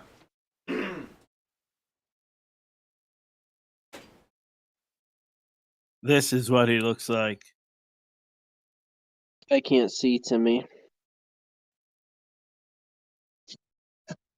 I am Ethan. I didn't kill my mother. I killed my mother. You gotta let me go. You gotta let me go. Just let me go. I said the thing. I said the thing, officer. That's what you should do with me. You should just let me go. I didn't do it. I didn't kill her. I swear. I didn't do it.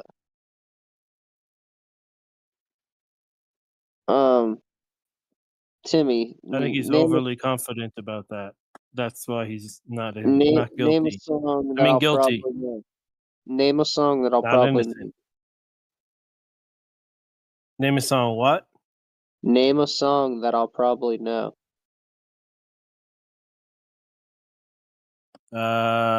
Marilyn Manson.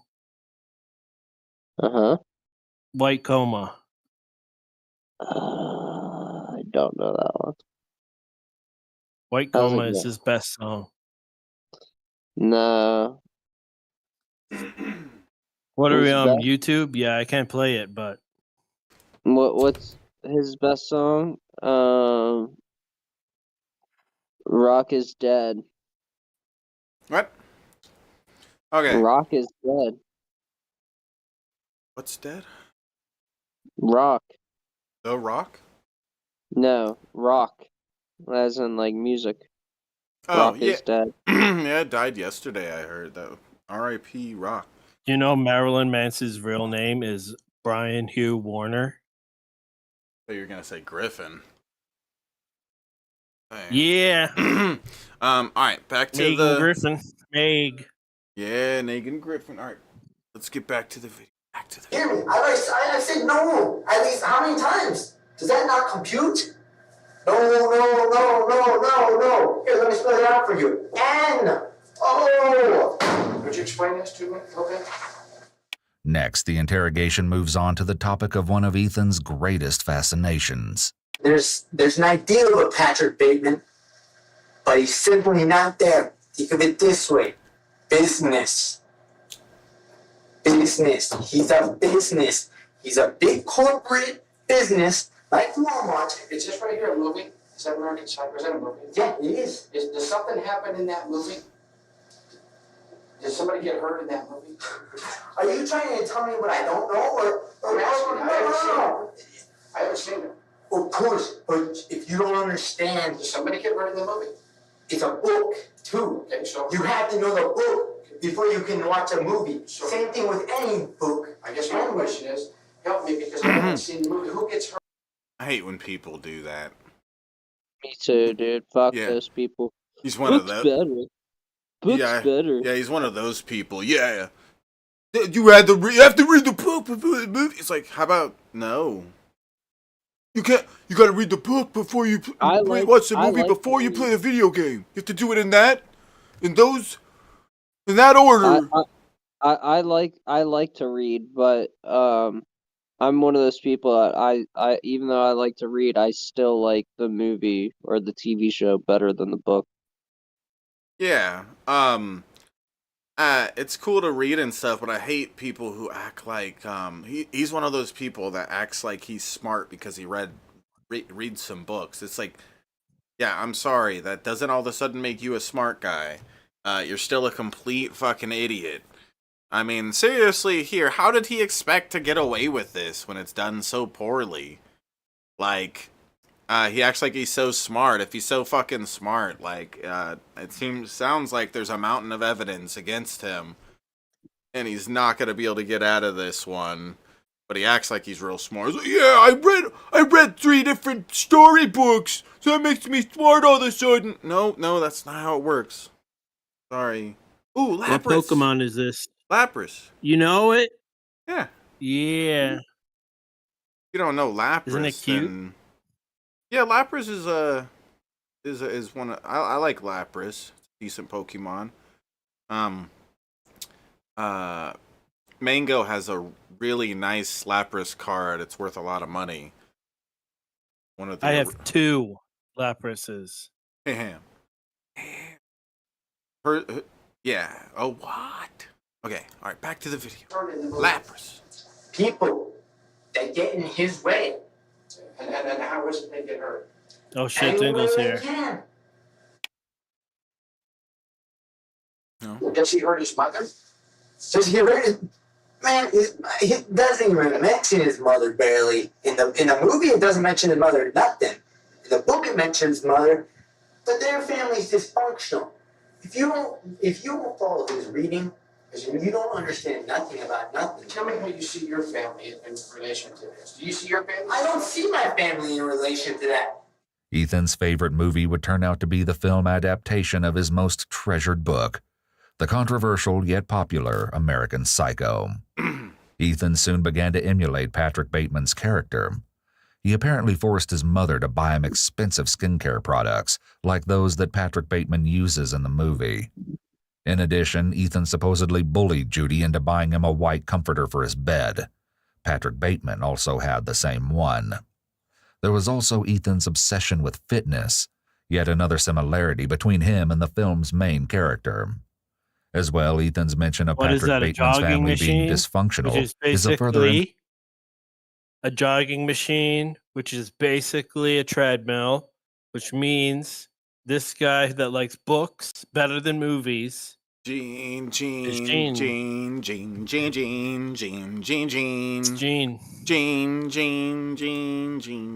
that he relates to and feels a strong affiliation with the character. As the interrogation progresses, the detectives will learn that there were even more ways that Ethan tried to become Patrick. Have I seen what? Did you ever see The Army of Darkness or The Evil Dead? I don't think so. The one where the guy chops... Never mind. I don't think it's a good movie. You should watch it. You should watch it. He opens up the Book of the Undead, Shabisky. And it unleashes the terror of the undead. You're lying. And he has Patrick Bateman. You'll notice that Ethan also has the book Without Conscience, Pause too. it for a second. And some other fairly advanced clinical... Let's see. What are these? Snakes in Suits. So the Psychotic Mind. Forensics, True Crime Scene Investigations. Well, he didn't do very good. Forensic. He didn't read that book, I guess. He's not smart enough. He didn't get rid of any of the evidence. Not very good. Gene would be embarrassed to be called this murderer. Bad men do what good men dream. That's a fucked up name for a book. Put him inside your hoodie, like in the hood part of your hoodie. See if he'll chill there, like on your back. What if he falls out? He could die. Big. No. He could die. He could suffocate. He'll fit. Put your hood on backwards so that you're like a little kangaroo for him. Do that. Oh, that'd be so cute. You can have Kangaroo Jack. Over my torch.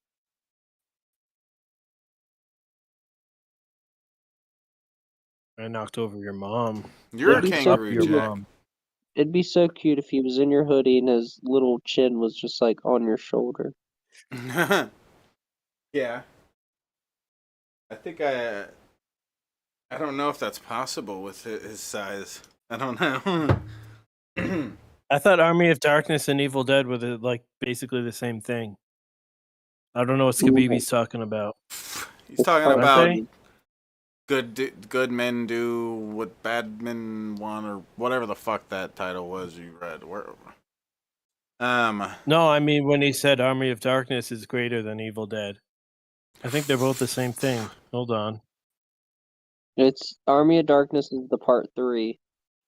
We need to outlaw books. That's what I'm getting from this. We need to outlaw There's all 4 books. different versions.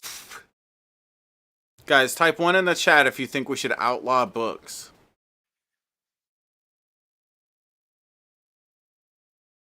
We should outlaw Single's grandma. Oh yeah, screw her.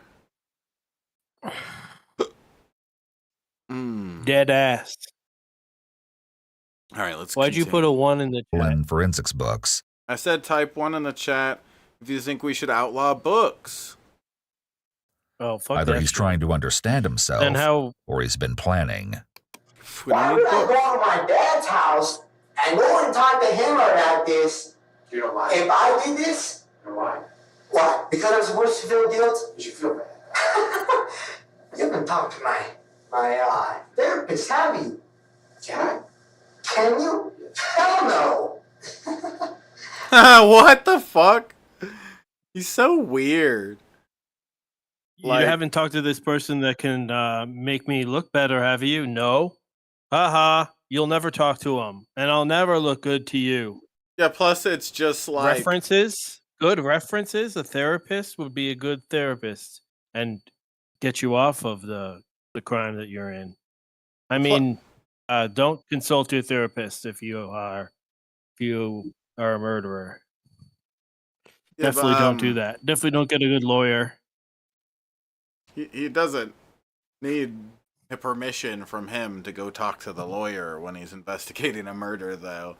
That's the silly part. It's like, no! You can't do that! Like as if he has any authority anyways over that. It's like, no. He's going to figure out who your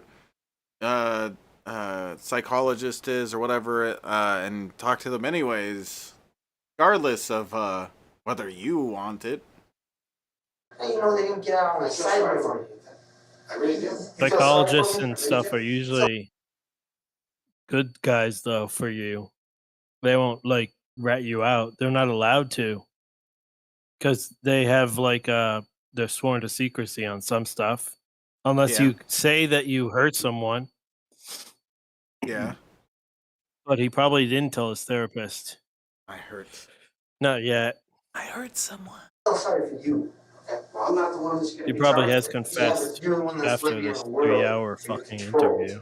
Nobody goes on. Really? Because you got cameras on that side? We haven't processed the scene yet to see exactly what you left in there.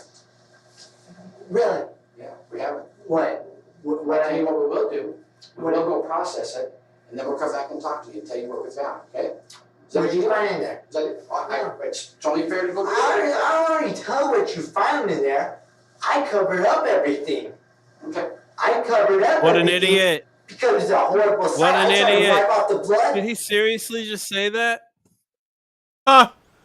Oh Yeah. my god. He just Yeah. confessed. No, now This he's is trying. No, now he's. All for your lawyer, son. Well, I he's covered everything up. I covered it up. Yeah, and he's trying to act like he did it because he didn't like the site. So he's like, I started cleaning it up because I didn't like the it was horrible. It's like, oh, what? Why? Why? Why wouldn't you call the cops and say, my mom's hurt? Because what's the first thing that's gonna happen? You guys are gonna accuse me, like you're doing right now. Relax, people. No, forget that. Because you know what? You're not thinking of other alternatives. They could escape through the side window. The detectives do have to consider that Ethan may be telling the truth. If there was an intruder, it's possible that they could have committed the heinous crime and escaped through a window. But investigators find this to be unlikely, especially given the fact that it would have been a random killing. Judy was not the kind of person to have enemies. The dedicated mother worked as a special education teacher at Eagle High School Family, friends, and her fellow co-workers described her as the epitome of kindness. However, Judy's life was full of trials and tribulations. She and Ethan's father divorced after having 2 children together, and in the year 2000, she was reportedly hit by a car while walking. The incident would almost claim her life. It was following her recovery that she went back to college and pursued a degree in special education. Wanting to help others overcome their disabilities, she took on what she felt to be the most rewarding job, teaching. To think that someone would want to take her life was almost incomprehensible. But evil comes in all forms, and it knows no bounds. Just ask me what you want to find. Well, we're going to go out and take a look and see what you Tell me what you want. I don't know what there is to find. In what room? All of it. All room? Every room. My room. Every room. My room. On my white sheets. My steroids. You want a glass of water? I didn't drink water. I already drank enough water today. Would you like some more? Why would I want some more? I already tell you. Here's on my white sheets. We are going to go there. Right back. There, on my white sheets. No, you don't want to listen? Yeah, I'm listening. On my white sheets, there's a stain of black from the weights. Okay. I love that bed like no other. I made it white for a reason. Now, wouldn't I wipe that black off if I did that myself? It's bad timing to interrupt and leave when Ethan is ready to talk. This specific officer hasn't been doing well with Ethan so far, and he probably should have left earlier. However, though this tactic may seem counterproductive, Ethan is escalated, and the officer hasn't done anything to de-escalate him, and he's still not responding well to him. Walking away, letting Ethan calm down and trying again with someone else is actually the best course of action at this point. As you'll see, they'll next try a good cop ploy and try to calm Ethan down. This attempt will have a bit more success. You talk about Ethan. What black stuff on your sheets? There's black stain on the end of the bed. Come down now. On your... There's on the end of the bed that are made by the weights. I saw it when I'm getting out. Okay, well, just relax, man. No, Charlie here thinks he's number one. Yeah, fuck Charlie. Fuck him. I'm not understanding. There's from the weights. So you know how they create that black stuff. Yeah, they make a black stain. Weights on and off and changing all the time to create. They make a black stain on your sheets. But how do they get on your sheets? Charlie, whoever comes in there puts it in my room to make less noise. What kind of weight was it? Was it a weight or a barbell or a dumbbell or? What they did with it was they put it as a barbell and they put one of the things right here. The collar? I won't call it for a barbell. No, one of the spinny things on this end. Oh, I got you. One of the spinny things. 5s or 2 10s. I can't remember. I think it's two 10s. I can't remember. So two 10s on each side? No, on one side. 1 10 and then a 10, so 20 pounds. One side that has weights on it. And they club her. Okay. Have you ever seen that? How'd they get on your bed? How did they get in my bed? All they have to do is just bring the weight, put it on my bed. Okay. Are you saying to put the weight together on your bed? Well, yeah. Okay, you're a smart kid. Okay, trust me. Yeah. You're not a kid. You're a young man, aren't you? And you're a very smart young man. I'm smarter than anyone I know. This may be a touch of narcissism showing, or it may be I'm smarter than anyone I know. He sounds like a child. See, Gene would say this is some kind of psychological effect. Saying that you're smart means that you're dumb because smart people forget the thing know he that says. they aren't smart. Scooby, are you smart here? Smart people don't think they're smart. Smart people think that they are stupid. That's why they're always looking for more intelligence and knowledge, and they're always growing their knowledge. They don't think they're the smartest person they know. Yeah, so this is that psychological. Yeah, I forget what it's called. Not Dunning-Kruger. Yeah, is it Dunning-Kruger? Yeah, I think you're right. There it is. The Dunning-Kruger effect. Yeah, I think that's what it is. Look at you, Timmy. Ethan mimicking Bateman's character. At this point, it's hard to know what is actually Ethan and what is the character that he's wholeheartedly embraced as his model. And you know what? Street smarts. I would agree. Street smarts, I got better than any stupid idiot. Everyone I know, everyone's too easy to figure out. You know what I have is they figure out what they want, what their needs are, what to say to them. The ability to understand what people want and the right things to say and do to manipulate them to do what you want is a trademark of a budding psychopath. You had to learn a lot of that, right? Because you didn't. No, I didn't. I just had to watch them, and I can see You learn. You're a smart young man. You learned this stuff yourself, didn't you? You read books. You They educated had yourself. notebooks to Learn this figure stuff. out people. Right. Street smarts come just naturally. Natural to you. Street smarts are called street smarts for a reason. People either have it or they don't. Right. People around here don't. So you get educated on the street. I get educated by being myself. Right. And I can see people. I can see their needs, their wants, their desires. If I want someone to even, decide that I want them to, maybe like them or do a favor for them, I can easily say what they want to hear. I do that all the time for people. He doesn't even know how to talk. It's I think he meant to say them do favors for me, but he said I do favors for them.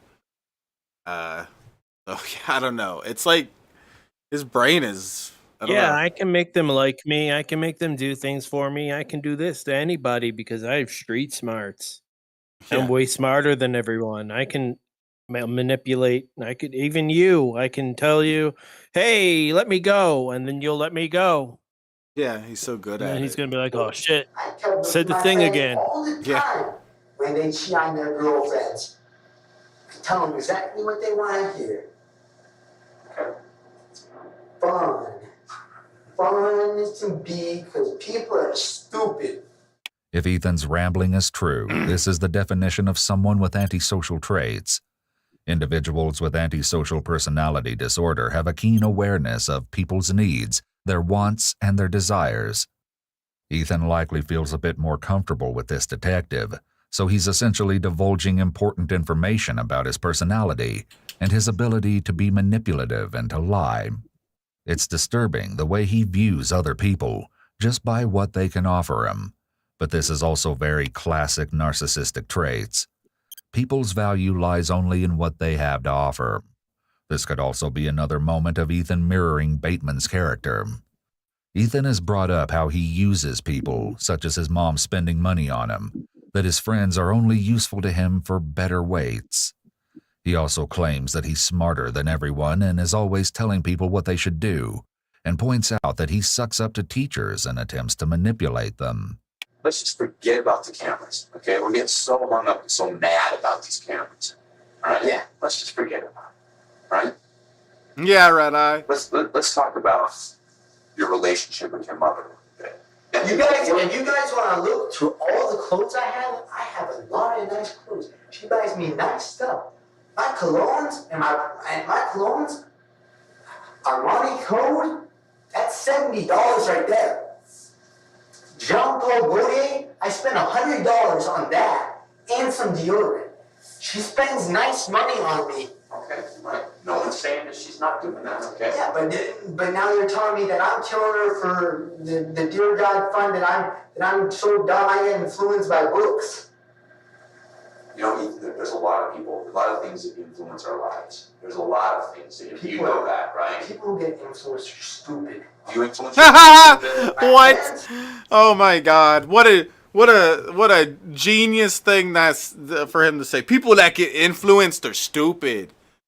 Yes, you're so smart and you don't even understand the definition of influence. He thinks that influence means brainwashed or manipulated or something along the lines of that. Jack, stop. Here, stop. All this while, he's influenced by Patrick Bateman. Yeah, it's He's laughing at the cops and doing all this Patrick Bateman shit. But he acts like he's so smart because he reads and stuff, and he literally made it obvious there that he does not know the definition of influence. He literally. So you literally have to let me go. Sir, you literally now have to let me go because I said so. Like, if you asked him right now, he looks up to these people, these businessmen, for being successful. He'd be like, yeah, of course, they're smart. It's like, that's influence. Well, it's the kind of guy to call himself Catfish Billy. Stop it, Bill Hicks. Catfish Billy is amazing. You're just jealous because you can't rap like Catfish Billy. Yeah. You should, because you're a nice guy. And so, people, if you have friends, all your friends, everyone kind of influences each other, right? That's why you have friends. Because you have things in common.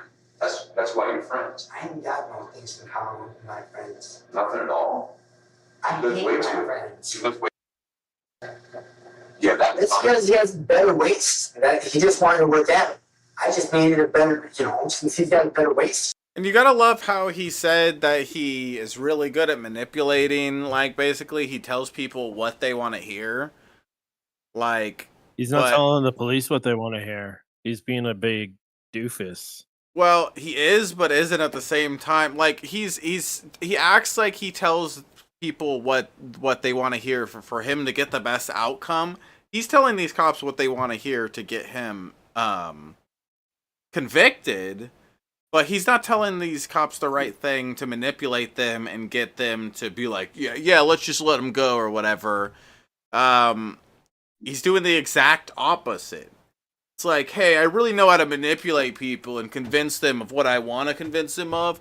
I really want you guys to not believe I'm a murderer. And by the way, I'm really good with knives. And I love manipulating people, and everybody around me is just just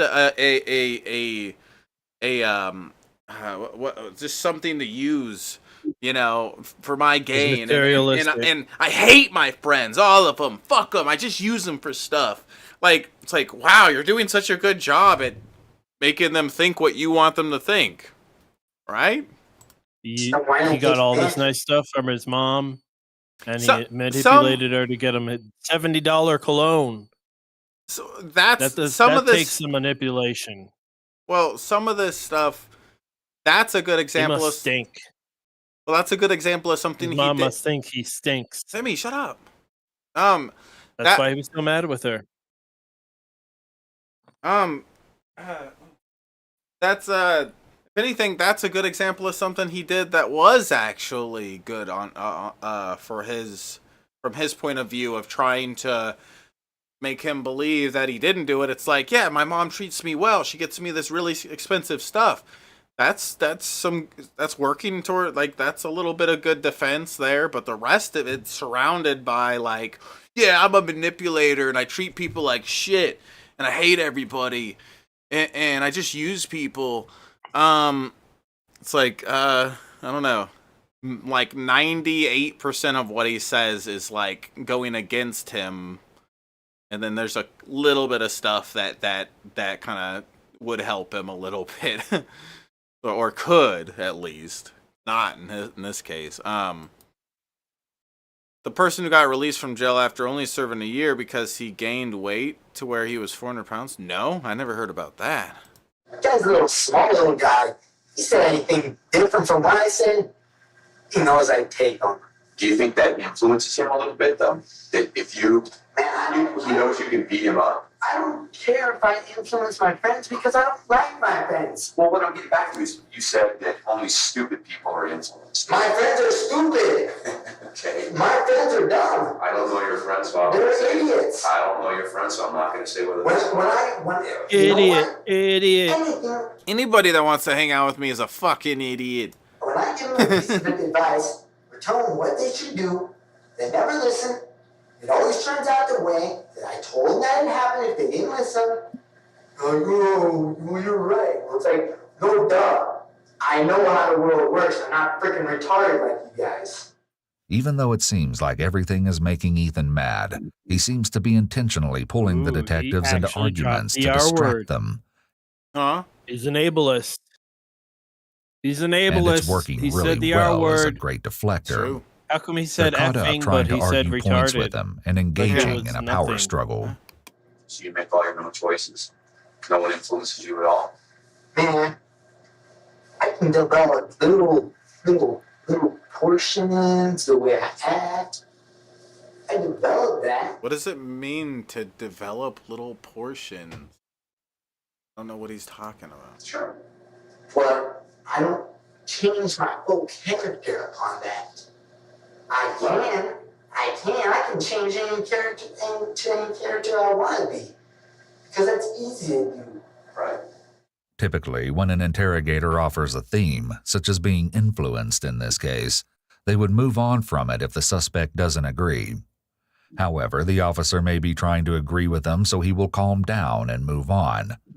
He's also trying to stroke Ethan's ego, since he's probably figured out by now that Ethan has narcissistic and antisocial tendencies. One thing that is particularly interesting is that this disdain of his friends also is reflective of the Patrick Bateman character. It also sounds like he's... Did he say disdain? Getting this from his books on psychopathy.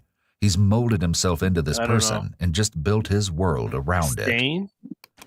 People with... It sounded like he said it with a D instead of a T. Disdain. I don't know. Reasonable doubt, let him free. Yes, Scooby B. Scooby B makes a good point. Antisocial traits are often considered chameleons in the sense that they can adapt themselves to practically any situation and can warm up to other people easily in order to manipulate them and get what they want. It seems that Ethan did just that. However, when it came to his mother, he supposedly felt that intimidation alone would be enough to control her. Yeah, Two Guns heard it too. What kind of Disdain. What, a chameleon? What about it? What kind of lizard is a salmonella? That's salmonella. What was the lizard they just said? Chameleon. They are the ones that change color, right? They got the camouflage. Yeah, chameleon. Yeah. Guys, hit the link in the chat and help me out with the goal, guys. Don't be big meanies. It is word. It is a word. Oh, I thought he meant to say disdain, like with a T. I thought that's how it was. I don't know. Whatever. According to police documents, Judy would become upset on various occasions when Ethan's friends were at the house. Supposedly, a few of the high schoolers would use substances, and Judy did not approve. However, Ethan grew angry and regularly argued with his mother, even reportedly punching a hole in one of the home's walls. But this was just the tip of the iceberg. Damn, Dingle. Your buddy over there, hasn't done his homework on, just because I watch movies, does he not understand that most of my books, my reference books, are all on psychopaths? Okay. The psychopathic mind. Right. Because I've always been trying to figure this out. Who are some of the greatest and smart? Well, actually, Donald was a sissy. Daisy. Dear God, how many people did he kill? What was he? He was a hired deputy at times. Clown. I mean, get this.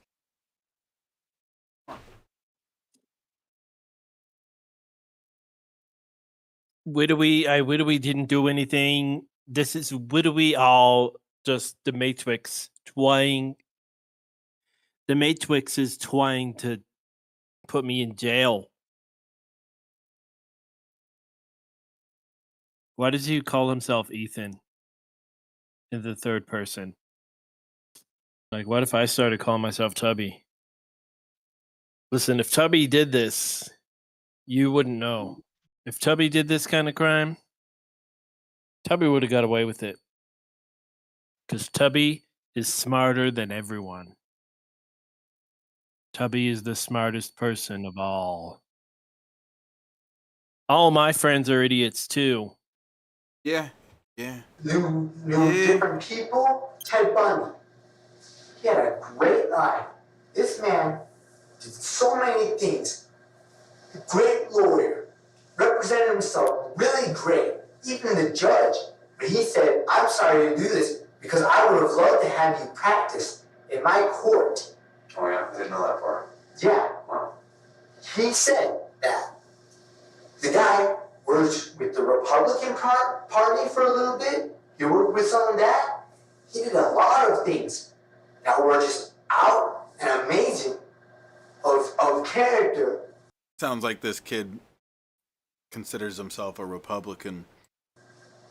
But he's a conservative prick. It down to one thing. How does his mind work? American Psycho, that's just because that's what my author study is on. We got to do a big project on this author. I like Bret Easton Ellis. He's a good writer. But all this stuff, I don't know the name they call for it, the writers call for it, but it's all about making fun of the way certain things are, because, it's truly there, but, they kind of take it to a point of, you see, this is truly, absurd. Though these are accurate observations, it seems that Ethan has taken the contents of the story to heart. But just because a person reads a book doesn't mean that's how their life is going to be. Let me ask you this, Ethan. Have you ever heard of cases before, or people before? And you've read a lot, so you probably have. Have you ever heard of people before who have been influenced by, by the books, by video games, by movies? Everyone's heard of the Columbine shootings and all of that. I'm not talking about that. That was all those, but people use those as scapegoats. Anyone can use that as a scapegoat. Right. Sure. It's just they're too dumb. Of course they want to hurt someone, but they're just too dumb to create their own way. Okay. That's how it is. People just don't understand it like that. That they're not smart enough to create their own way. They have to be driven by somebody else. They have that drive. They're just too dumb to actually make it happen without seeing something or watching something.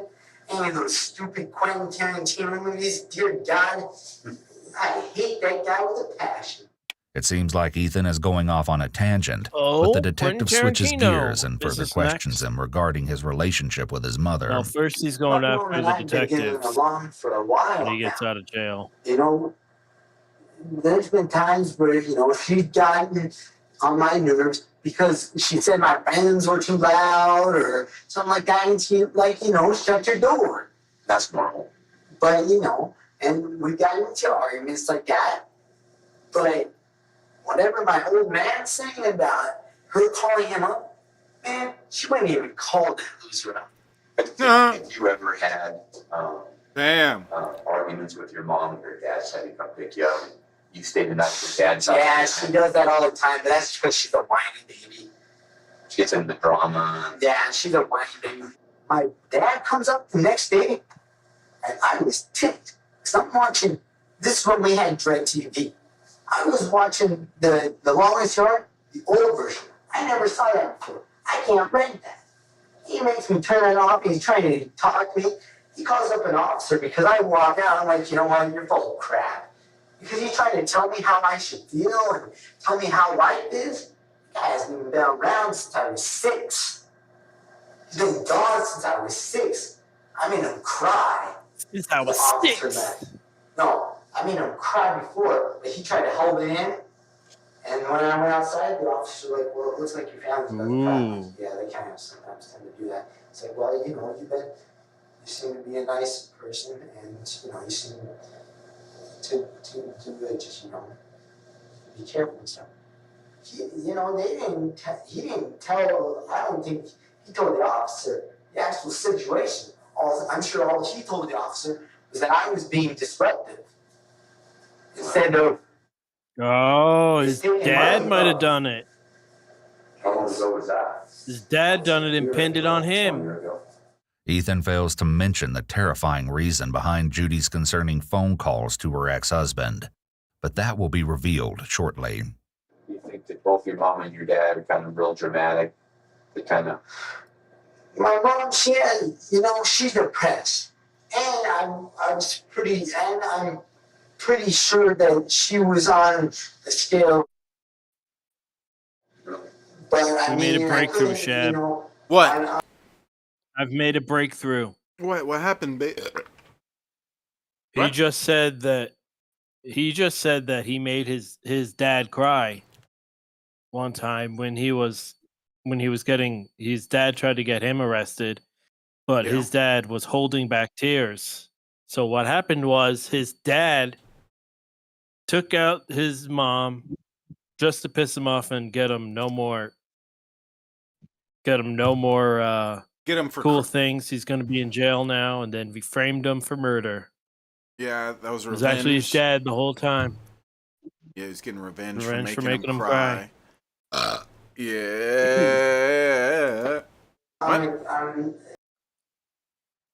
She was at least I think Negan is asleep. on the scale. Negan. By the way she acted, I knew it, but... Wow. Oh my god.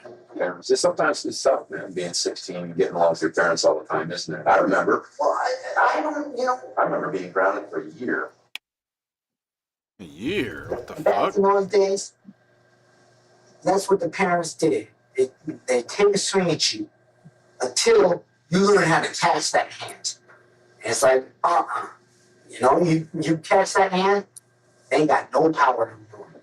Ethan claims that he can't remember the last time that he and Judy got into an argument. He states that recently they've been getting along.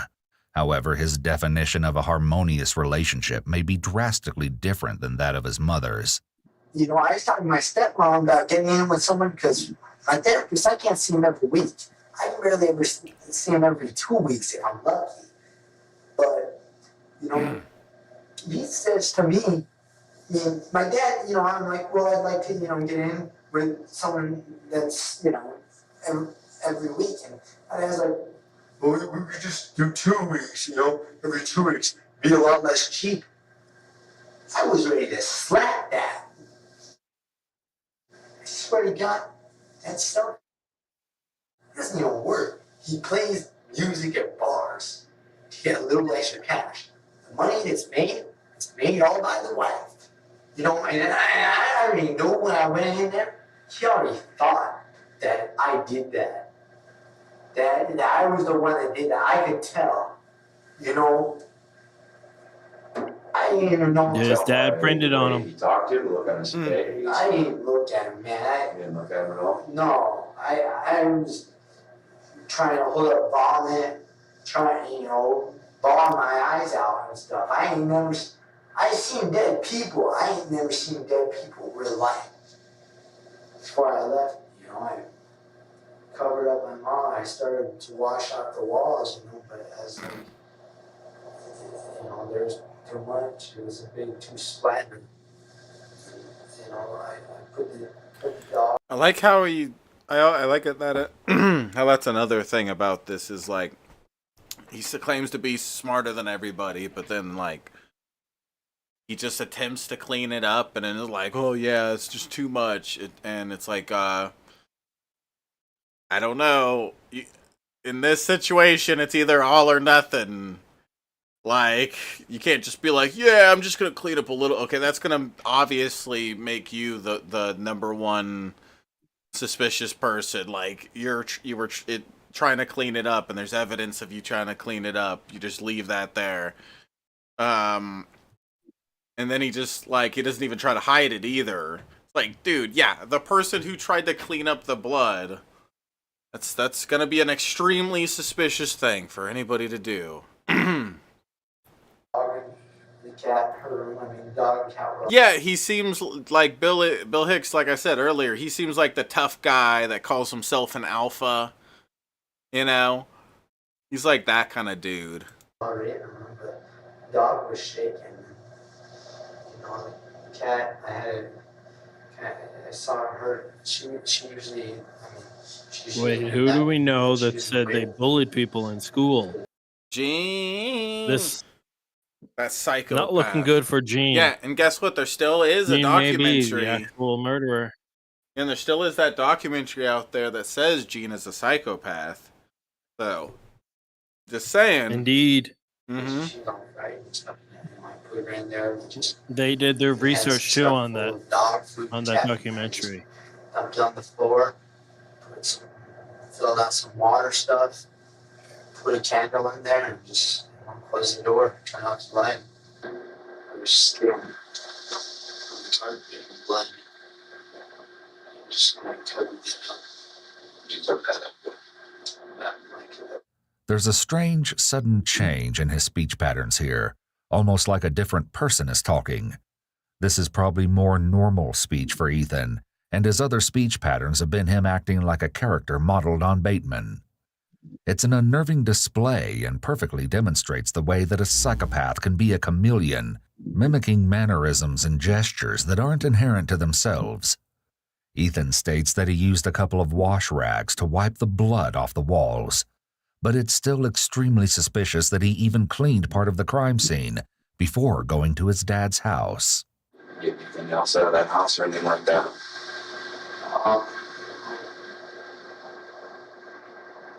The one thing that I know, my mom always takes with her cigarettes. You scared? Okay, I'm scared.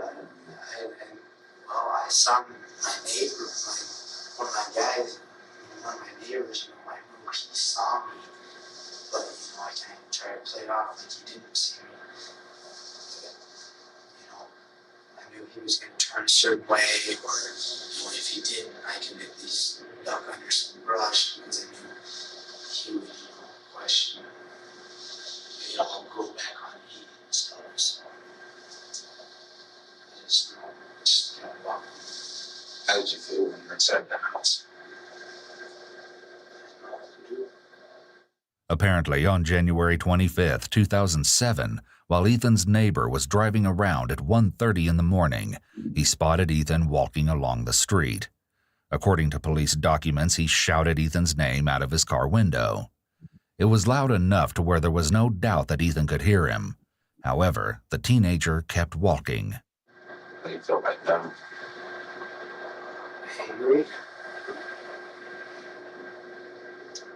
don't know why you can't do that. I'm sad. Yeah. You feel bad for your mom. You feel bad for yourself. This officer is really doing a much better job with Ethan. He's much more relaxed and there are no major signs of anxiety. That's what I'm saying. I don't understand why everyone keeps on doing this. I mean, it's one of those things where you're the only one there, and we're just trying to understand. He said, if there's something, talk to me, man. Man, Tell me what's going on. Tell me man, if I really wanted to, tell me what you're thinking right now. wouldn't I put her out of her misery in the easiest possible way? I don't know. I mean, Truly, wouldn't you? But what would that way be? What would be the easiest possible way? Not the way she went. Okay, what would be the easiest I possible way? don't know. I don't think of anything that would be put her out of her misery in an easy way. No, I know. It's gone. Do you guys have guns in the house at all? I have some airsoft guns. It's not loaded. That's real guns and stuff. Yeah, knives, hunting knives and stuff like that. I got one of my cases. I got a gold butterfly. Who do you think did it? I don't know. Because It's a terrible thing that happened to your mom. I mean, like you said, she I didn't wish it would have happened to me. It didn't. But let's think about, how terrible this was to your mom. They had a knife. Okay. I don't have knives. I couldn't see this person. It was dark. I knew they had a knife. Okay. And I know it's long. It's a longer knife than any of the ones I have. But he made me take the one knife that is semi-sharp. Wait, what? This came out of nowhere. You just see that, Timmy?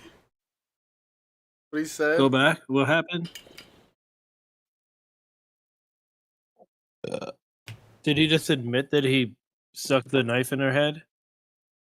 How terrible this was to your mom. They had a knife. Okay. I don't have knives. I couldn't see this person. It was dark. I know they had a knife. I know it's long. It's a longer knife than any of the ones I have. But he made me. The one knife that is semi-sharp. Why did you do that? No. Make it look like I did it. It's my weights. It's my knife. I mean, truly. Check it out. I mean, truly. Because I don't even know. They're probably not going to be nothing on cameras. I don't know. Did you make it do that to put out of her misery? No, she was dead by that time. Oh, then before you put the knife in her head, she was already dead? Yeah. Okay. She was already dead. But your knife, what kind of knife was it? It's a small Winchester. Ethan claims to have got the knife from his father, and he states that he keeps it in his bedroom at his mother's house. The only thing I can show that it wasn't me is it's a long knife. It's a short Winchester. That knife couldn't do deep knife cuts. Too dull to do the deep knife. Well, his knife wasn't the one that stabbed her in the brain. Lengthwise, that's what I'm saying. So the blade on the knife is not long enough to do Check it I out. don't know. I mean, truly, that's the only way. If cameras show something different, I don't know what to do, man. Wait, so all you did with that knife was stick it in her head? Yeah, he made me. How far into her head did it go? Maybe. He made me just watch it. He had a knife at me. Where at on her head? When he cracked her skull, there was a brain that was, I don't know what it was. Okay, where'd you stick the knife in at? Well, he cracked it around here, man. So her eye was closed, but you could see that she still had the eyes, but you could see inside. It made me lodge it, just put it in there. Inside her brain? Did it stick inside the skull, or was it? Inside the brain, because it must have been cracked, because there was blood everywhere. She loved you. I mean, I loved her, man. I know you did. It might have been my brother, I don't know. But, earlier, I'm sure it wasn't, because earlier, she went out to get with him to buy groceries for him, so he gave me no money. I don't know. During the afternoon of Wednesday, January 24th, just before her death, Judy, her son Mason, and his girlfriend went grocery shopping together around 6 p.m. Following their errand run, Judy made her way back to her house, while Mason and his girlfriend Ethan's departed brother. for their home. How come Once we they never heard arrived, anything from Mason him? realized that they had accidentally taken some of Judy's food, and he quickly drove to her house. According to police documents, Mason only saw Ethan at the house, but not his mother. It's unclear as to what time this took place. However, Mason left the residence thinking nothing of the situation. Little did he know he would never see his mother again. He snuck in through the window like Ethan said. About is being able to say This Mason guy. This Mason guy, I don't like him. does things that you look back on and say, I don't know why. But I didn't do it. Ethan, you and I both know there was another person in the house. Listen, No, I'm... Ethan, listen. Man, just hook me and books me. You know that, okay? You know that. I know, you don't, I do. I know the truth. I was there. I saw her face.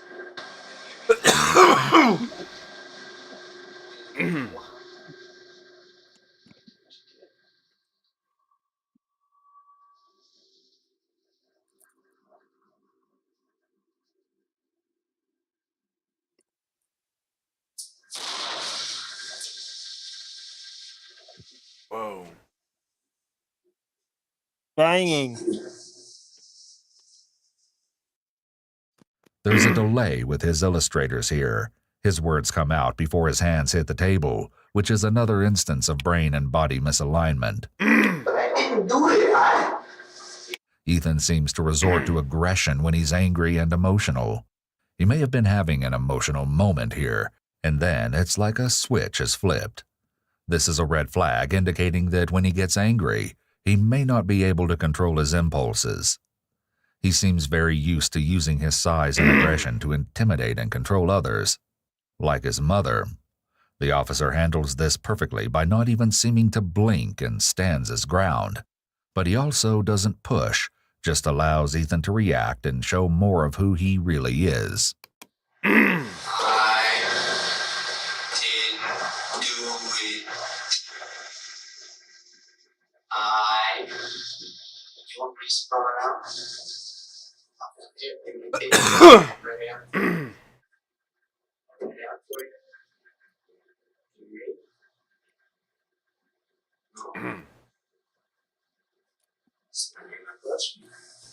It's a Ches Waza.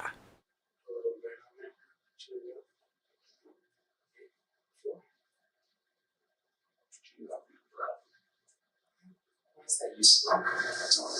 You know what? Yes.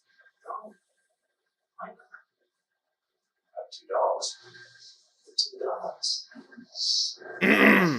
Does the video sound different for you all of a sudden? Yeah, it sounds like they're talking lower. Yeah, it's like once he punched Ethan the table, turns dark here as he maintains unwavering eye contact with the detective. The teenager's intimidation tactics are like those of someone much older and far more experienced at victimizing others. He inquires about the detective's personal life, but the detective leaves before Ethan can berate him any further. While he's waiting, Ethan begins a string of odd behavior. Dances and the charming songs, but when I'm with you, some things wrong. Next to me in the rest of the she looks more the black shirt, or at least for that razor shirt. Finally, the detective re-enters the room where Ethan appears to have calmed down. He woke up and went in to that meal cups out loud tongue. He went in and saw this guy in your mom's room. He said it was real dark and he got who it was or anything, but that he had stabbed your mother, right? He said he had a knife.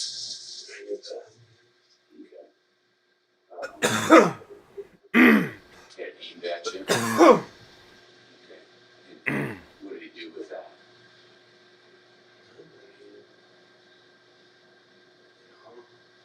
Before routine, don't move, Right. don't come near here, don't come near here, you can move it, I'm gonna kill you. Ethan claims that he has no idea what the person looked like, but he alleges that it could have been his brother, Mason. Makes me go to my room. A knife is in my room, Makes you go to your room? Yeah. Okay. Grabs that, He grabbed that knife. makes me grab the knife. Winchester. The Winchester, does that. Makes me want to watch. Says, I'm looking for some money. Did you look for some money? Take a car, I look in her backpack. I just kind of throw around. She has a purse that I know has money, but I didn't find it. So, I was surprised that he was gone. Okay, man. That he was gone. I mean, yeah, that really told me to not. Just said, that's like, oh, man, I didn't. I don't know if I can find some money, otherwise, my life. Red Eye, tell everybody to tip. People aren't tipping. Knock on the door. Can you believe this, Red Eye?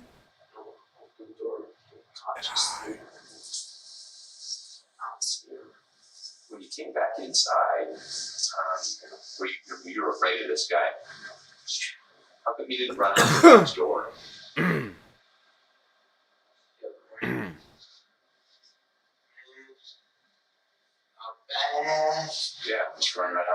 that's yours. Man, I wasn't even equipped. I didn't have no clothes. You're taking it. No, I mean, I had like some shorts and t-shirt. I didn't know here at all. Could you have run over to some friend's house or something like that to call police and say there's a man in my house? When he's confronted with something, Ethan keeps saying, yeah, but. He's trying to weakly justify what he did, and the detective is slowly poking more and more holes in his story. What would prompt you to go back inside? What would prompt you to go back inside with the guy with the knife? To comply with them, to get killed. Okay, but you were out in the garage with the door closed. He couldn't kill you if you were out. Yeah, but I mean, you know, it's locked the door. Locked the door. Just knock when you find some money. Find some money, you know. I wouldn't play on games. The detective is likely under the impression that Ethan's spinning a complete lie. However, he doesn't want to outright confront him again, seeing how the teenager's emotions can go from one extreme to the next. Why didn't you change the message on the phone? Why? Because I didn't know where I was going. I didn't know where I was going. I didn't want anyone, coming over to our house. Or calling, because I tried to find her cell phone. I couldn't find it. But I didn't want to go over to our house. Why didn't you want to go over your house? Or anywhere, to see that. Come over by surprise, by accident.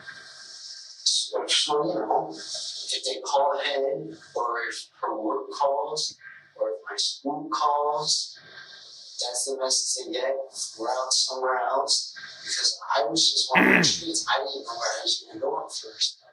Strangely enough, following his mother's gruesome death, Ethan decided to change the voice message on the answering machine for their home phone. Hey, this is the Windom residence. If you're trying to reach me or Ethan, we're actually out in Washington right now. I have a couple of family problems, so we had to take a trip out there. I'm sure we'll be in back by next week. Bye. But this was only one. As if that's not suspicious as fuck. He's really smart. He really thought this whole thing through, right? The guy that broke in told them to write that. Yeah. Although that's not the knife to his. He had the knife that he had in his hand and in the other guy's hand, but he had the same knife. They both have the same knife somehow. Yeah, but they just confronted him with that, though. And he said he didn't want someone to come over and see his mom's dead body. So that's why he did it. Makes plenty of sense. One of two messages that Ethan made. In another chilling recording, we're able to hear what he sent to one of his friends the same night his mother died.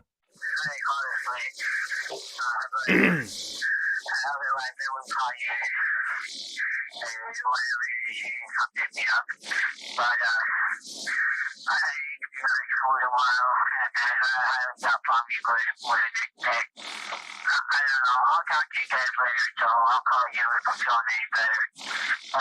Otherwise, don't call you, don't. You feel like crap, alright? And that, it was probably if you want, come over and start, sorry to call this late, but, otherwise, I ain't gonna be able to call you in the morning. Well, see ya. Yeah, I'm the probably going messages to are prison cause for suspicion, to say the least. But the disturbing fact lies in their similarities to the movie American Psycho. During the film, after murdering one of his victims, Patrick Bateman changes their answering machine, stating that they would be out of town. After taking the lives of several other victims, he calls his secretary, informing her that he would not be coming into work the next day. The eerie resemblance between Ethan's behavior and the film character's actions have authorities extremely on edge as they brace themselves for what's about to come next. How did your ski gloves get all bloody? Ethan, this guy, he said he's smaller than you, and you've got a knife in your hand, and this whole time inside the house, and you never once try to take him off. You never once. He's a smaller guy than you. You're a big, strong guy. It's a big knife. Besides, if he's got one at me, man, I ain't gonna take no chances. I did one wrong move. He can just slice me for that. How do you think this man got into your house? I have no idea. There's multiple ways. Name one. He can get into the back, he can get into windows. Our backyard, a lot of our windows don't have grates. Our back window, our front window don't have grates. Those open in the tidbit. You can just move over and get inside. Think there's any explanation for this? Some unknown person coming into your house and doing this?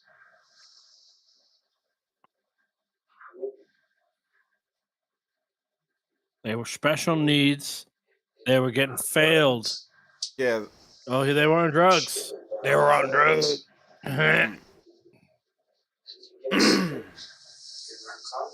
He was a crackhead. He was one of them 50 Cent listeners. He was in a gang. People on drugs don't just randomly pick a house and go in there and do Yeah, but they've been out. I mean, they know where I live, and they've seen me around my other buddy. Ethan is again saying "you know," which is another sign of deception, because he's trying to convince the detective. A question that he never really answers at this point is why he didn't try to attack or stop the person who killed his mom. The officer does a good job getting him to admit he knows how to fight and take care of himself, which is a great way to confront this inconsistency in his story. There's a reason. You and I just can't come to an understanding. Didn't tell me your reason. I don't know the reason, Ethan. That's why I want to talk to you. That's why I keep talking to you, Ethan. Ethan's attempt to put on an innocent facade is masking an array of dark and twisted secrets. But little does he know, authorities are learning new information as they speak. Judy's best friend has plenty to say about the disturbed 16-year-old. He bullied her, and she says, he scares me. She said that. I'm not making it up. And that's when I told her, I said, it's not normal to be afraid of your own kid. And I said, he needs his ass kicked, is what I said. And he said, we can arrange that. But, she's my best friend, and I don't want him to be hurt or anything, and neither did she. I don't think she wanted him to hate her any more than he already did, which is sad because she was the only one that did anything for him ever. How did she spend her time after school? She slept. Most people do that a lot.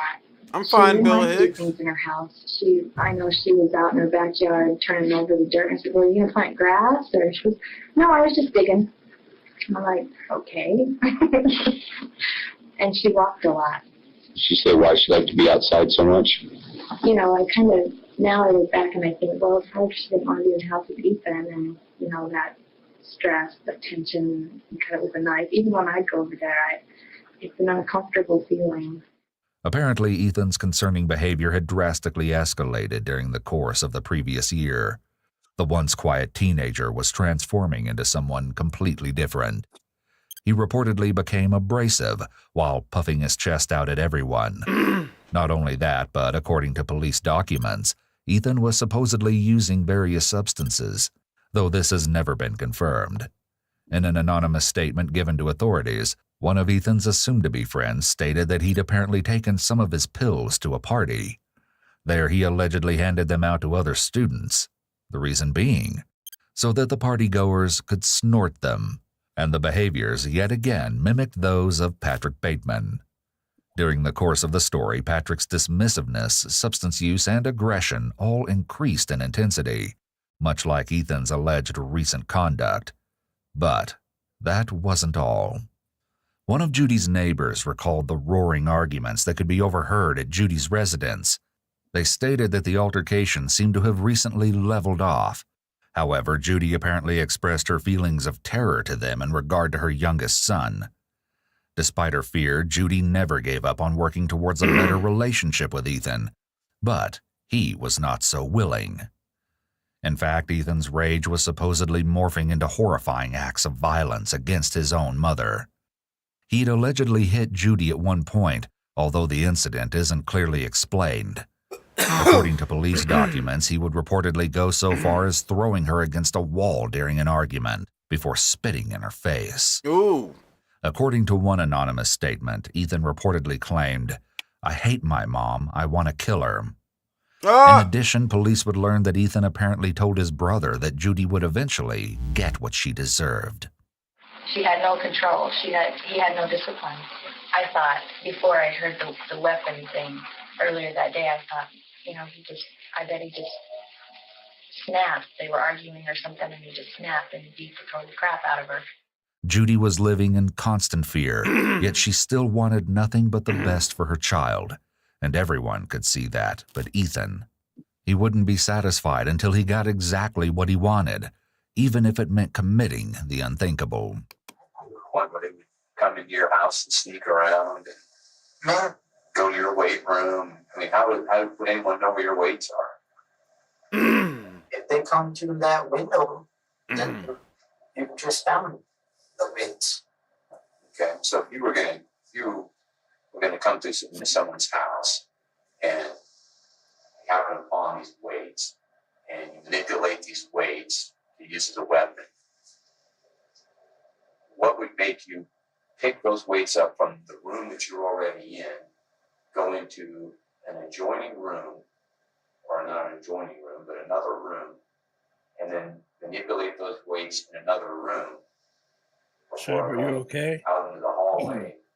See, no. That doesn't make Bill wants to know if you're okay. That sounds like something. No, Bill Hicks. I would be okay, but we haven't hit the goal yet, Bill Hicks. Listen. The Great goal. big guy like you, big strong guy sitting in a chair in the living room. Your small little mother sleeping in her bed. This guy comes into the house with a weight and manipulates this weight in your room as a weapon, and then comes out of the room. Why would he choose your mother over you? Aren't you the threat to him? I don't know. Aren't you the big guy? Why are you asking me these questions? How am I supposed to think of it in his way? I'm not this guy. You're the one who's telling me this. I'm telling you as about as much as I can figure. If you guys have got some other explanation, maybe he didn't. Maybe he changed the weights in that room. I don't know. I don't know. All I can do is assume. But that's about it. I don't think you're assuming. I think you know. And that's why you're telling me this. That's why you would know that you pick the weight up from one room, take it into another room, use the bed so it doesn't make a sound. All I can tell you is I'm speculating. Man. Some guy's going to come in and rob you, that already has a knife, is going to take the time to manipulate a weight, and now he has a weight and a knife. What happens if you don't stand the person in the right spot? They don't die. That's right. They make noise. Man, I'm only speculating. Okay, what are you guys doing? See, I could just say the same thing about you. You know, everything you're telling me. How do I know you didn't do this? What the fuck? That was the greatest response ever. Boom! Got him! Got him! Charges dropped. There's no recovering. How do I know you didn't do it? Yep. Damn, you got him. Pointing the blame to another person, that is another psychological... Ethan begins another attempt at deflection, but the detective doesn't play his game. Instead, he questions Ethan about a most unsettling topic. My question for you is, a guy who studies these psychology books that you have, and these crime scene evidence books that you have, and all these videos... What crime scene evidence books? The crime scene investigation books in your room. What crime scene investigation books? And the videos that you have. No, what crime scene investigation books? The one that's in your room. I got one forensic book that I never read. You want to know who gave that to my grandma? I knew it. I told you he didn't read that one. All right, still in your room. He never read it. Okay. That's why he didn't get away with it. Yeah, you should have read it. On serial killers. Yeah, you should have read the forensics. I have all these books. No, I don't. So let me. How many books do I have on? Maybe that's why he wore the glove. Yeah. He wore the gloves, and he wore small gloves. If they don't fit, you must have quit. Must have quit. Reads all that No, stuff. how many books do I have on serial killers? One out of all the other ones. And top of that, What's that book called? it was called American Psycho. Okay. So on top of that, okay, so you read all this stuff, right? I read that book, yeah. What do you do in the morning? Every morning when you get up, what do you do? Beat off. I wake up, Beat my meat. 6:45. 6:45. I usually sleep in a little bit.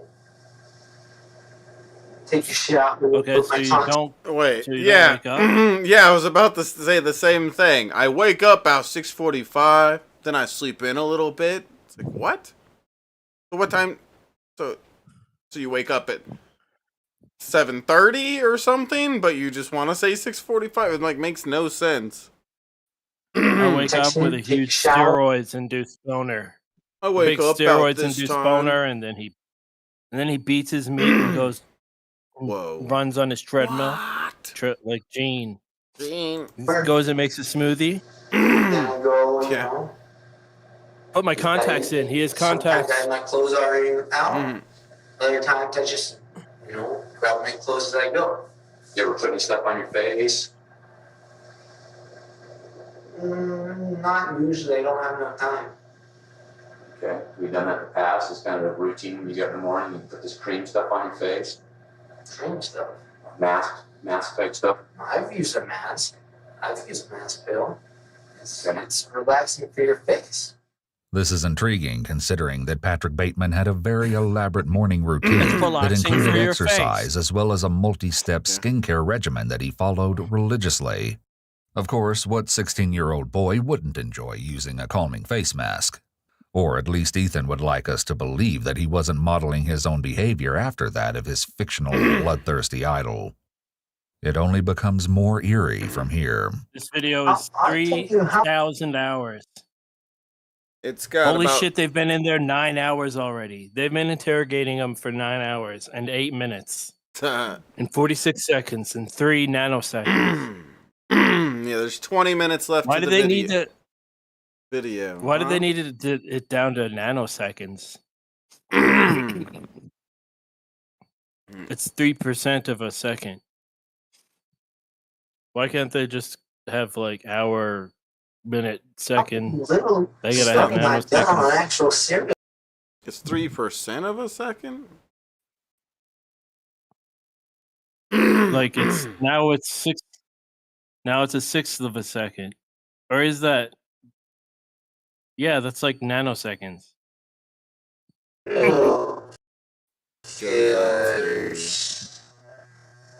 Counts to, why does it count to? Counts to 23. That's weird. I don't know. I don't get it. I don't know seconds and stuff. Books? Well, it seems like it's If you been like 9 to read hours. through them, 1, I'll tell you which books I've read.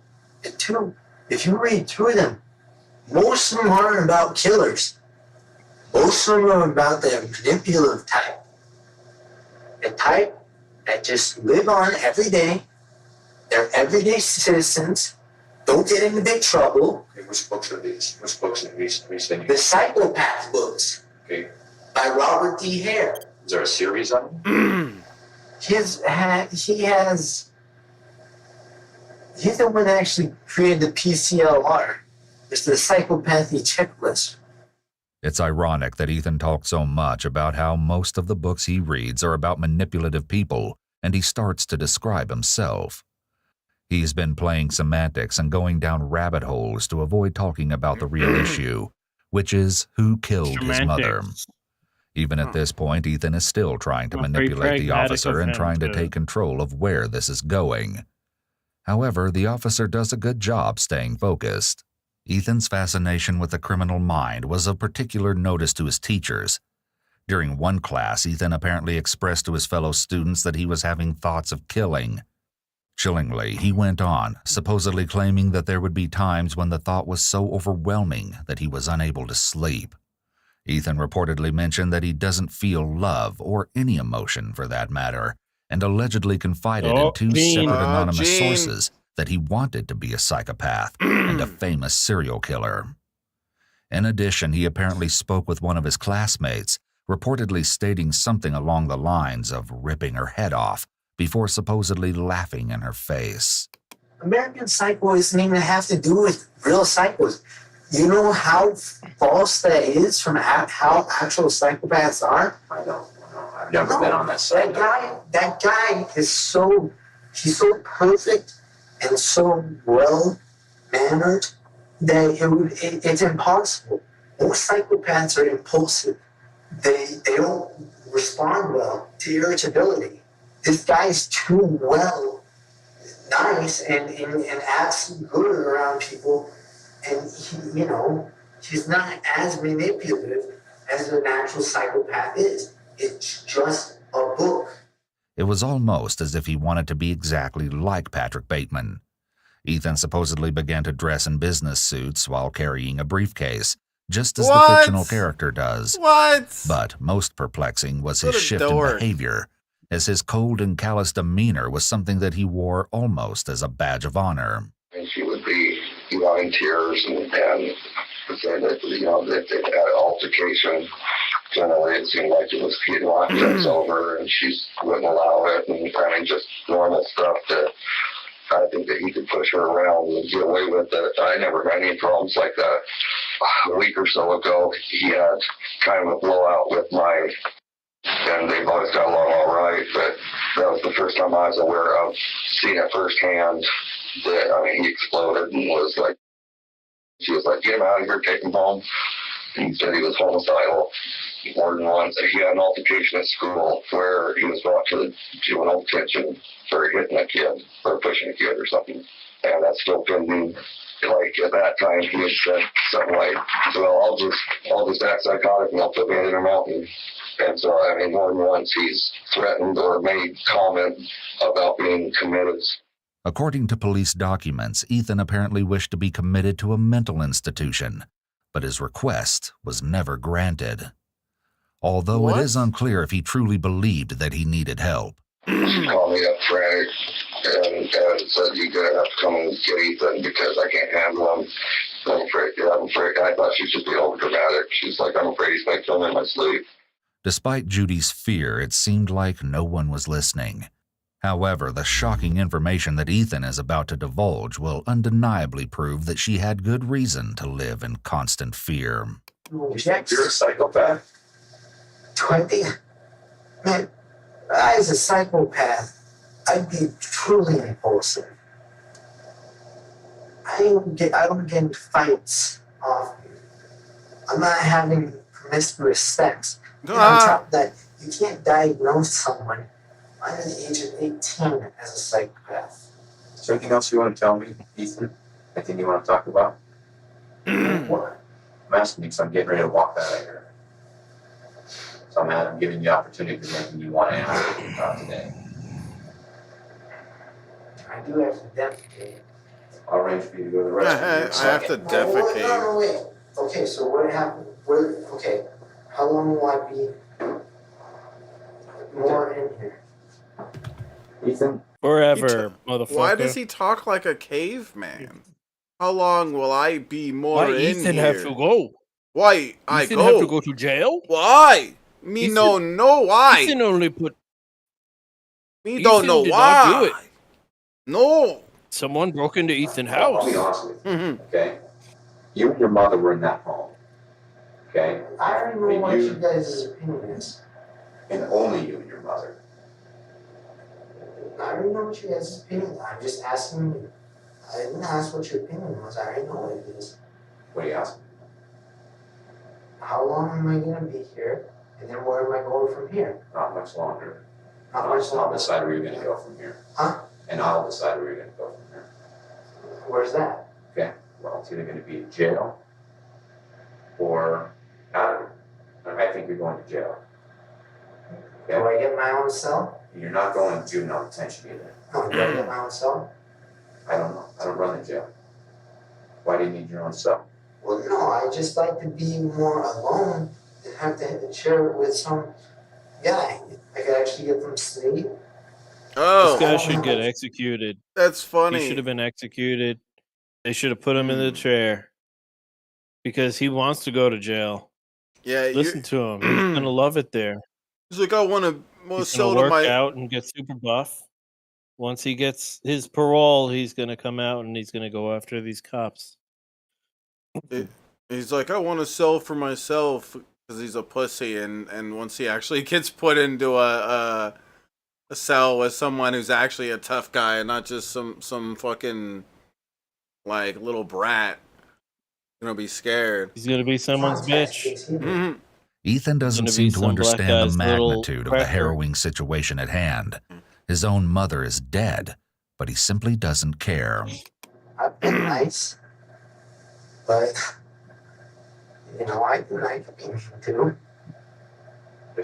I want to be mean. You don't have to be mean. No, I don't. Where does that get you? But why are you? Why am I being mean? How am I being mean? Am I sending you to jail? No, killing your mother? I didn't say. No, for even just accusing me of that, then telling me that I do these things, then telling me I'm a liar, and then also, you're telling bud. I can tell when people are mad. Tom tells a big thing. Trust me, it's not personal, all right? You killed your mother. You'll say Keep telling me that. Tell me the truth, and I can arrange for you to get your own cell. That I can promise you. There is a law in a few states that is called... That's manipulation. Well, no, that's not manipulation. No. Yeah, that's coercing him to say that he done it. That is coercion. Manipulation. This detective just they said do this that kind if of he shit all the gives up time. information, he's going to give him his own cell. Yeah. Yeah, that's coercion. That doesn't even mean he's gonna get his own cell forever, too. He might just get his own cell for 6 months, and then it's like, yeah, we're moving you. What? I thought I'd keep my own He's not cell. going to get his own cell. No, he probably wants his will. own cell. He's not going to get it then. No, he's anything making you want in jail, they don't give it to you. Nah. They give you the opposite. Nah. They're going to put him in with it's just going to be a trick. Facility. Nah, I bet he'll give him what if he like he's making a deal, but it's probably not what you expect. It's not going to be like, yeah, you get your own room forever. It's going to be for a short period of time, and then he's going to, like they do that shit like, oh, if you tell me the truth, I'll go and get you a hamburger right now or something. I don't know. They do that shit all the time. Like, whatever. That's not legal, though. It's not legal to do. It's not? No, you can't offer them incentive for them to give you a plea. That's not how it called works. A plea, but there's something called a plea deal. Yeah, but that has to be done through the judge. But I thought it was illegal. Is it only it's only legal? I don't know, Timmy. I don't think you know. It's illegal to do an investigation. While they're interrogating him, they can't give him incentive to give them a plea. That's illegal. Once he has plead, he can plead, and then they can give him incentive. But they can't say, give us the information, and then we're going to give you stuff. It has to be, he just has to plea, and then he pleads guilty. But if he's pleading guilty, he's probably going to go away for life anyway, so it doesn't really matter. I don't know, Timmy. I think you're on drugs, Timmy. The hope of benefit clause. Basically, it says that a confession is inadmissible if it was induced by the remotest fear of injury. I told you. This is very rare, and it usually involves a statement made after the person is threatened to be physically harmed, or promised that they would receive a lesser sentence if they confess. In this case, Ethan asked for a private cell and the officer said he would see what he could do. The officer also said, "Tell me the truth and I will give you the cell." However, it's important to remember that the Supreme Court has said that police can lie to suspects, and the officer could be lying. I guess, mate. I don't know. In this case, though, it's not coercion because Ethan said he would tell the truth if he got his own cell, and the officer knows that this is a juvenile case, and because of the charges, would get his own cell anyway. Okay. Sure, I guess I did. I guess I did or I didn't? Yeah, you did. How'd you do it? A whack in the head. Okay, how'd you whack her in the head? Easily. Okay, how easy was it? Right. That's how easy it was. Okay, tell me about it. What do you want to know? Start from what started it? I was up at night. I've been having muscle twitches. I tried to calm myself down. It was just a calling. It was a growing inside me. I told my psychiatrist, my therapist, that this has been growing inside me my full time. Hey, listen. Charlie, that's how it happened. It's a growing inside of me. What's growing inside of you, Ethan? Killing. I'm killing? A need for killing. This is almost a direct quote from Patrick Bateman. It's growing inside of me, the need for killing. And that fostered into you last night with pains in your body? I don't know what happened. I don't know what it was. The pain in my body, I don't even know what the hell those were. They weren't even pain, they were just funny aches. Made me off balance. Okay, so what happened last night? Tell me. Oh, he had vertigo. This is open and shut case. Vertigo is inadmissible in court. Did Mom do something to you to make you mad? Nope. She whacked you with the weights where? In the head. How many times? I didn't count. Approximately. Guess. I don't remember. She kept making, it was either she was making noise or brains was making noise. Like what kind of noise? Is a noise. A hissing sound? Kind of a hissing sound. I'm pretty sure it was the freaking brain. Or it's kind of, kind of thing. Okay. Gurgling? Kind of, A gurgling and a hissing sound? Yeah. Okay. As you hit her with the weights? No. How hard did you hit her? Real hard? She used just both hands. Both hands on the end of the dumbbell? Yeah. Okay. And you don't know how many times? Just real hard? Yeah, I just whacked her. Yeah. I ended her in one shot to the side of the head. But I wasn't sure if she was going to scream or not. Okay. One wasn't good enough? I guess not, because I wasn't sure if she was going to scream or not. I couldn't tell if she was alive or not. Making noises? Sadly, Judy's worst fear came true, and worse. Ethan doesn't seem to have the least bit of remorse. In fact, it seems that he may have been planning the sickening act all along. Throughout the confessions, he's coming across as arrogant, defiant, and confrontational. But what he's not showing is emotion. Instead, it seems like he's telling this officer that he doesn't care at all, and in fact, he's proud of what he did. Then I stabbed her. What's what? A knife. What knife? Knife.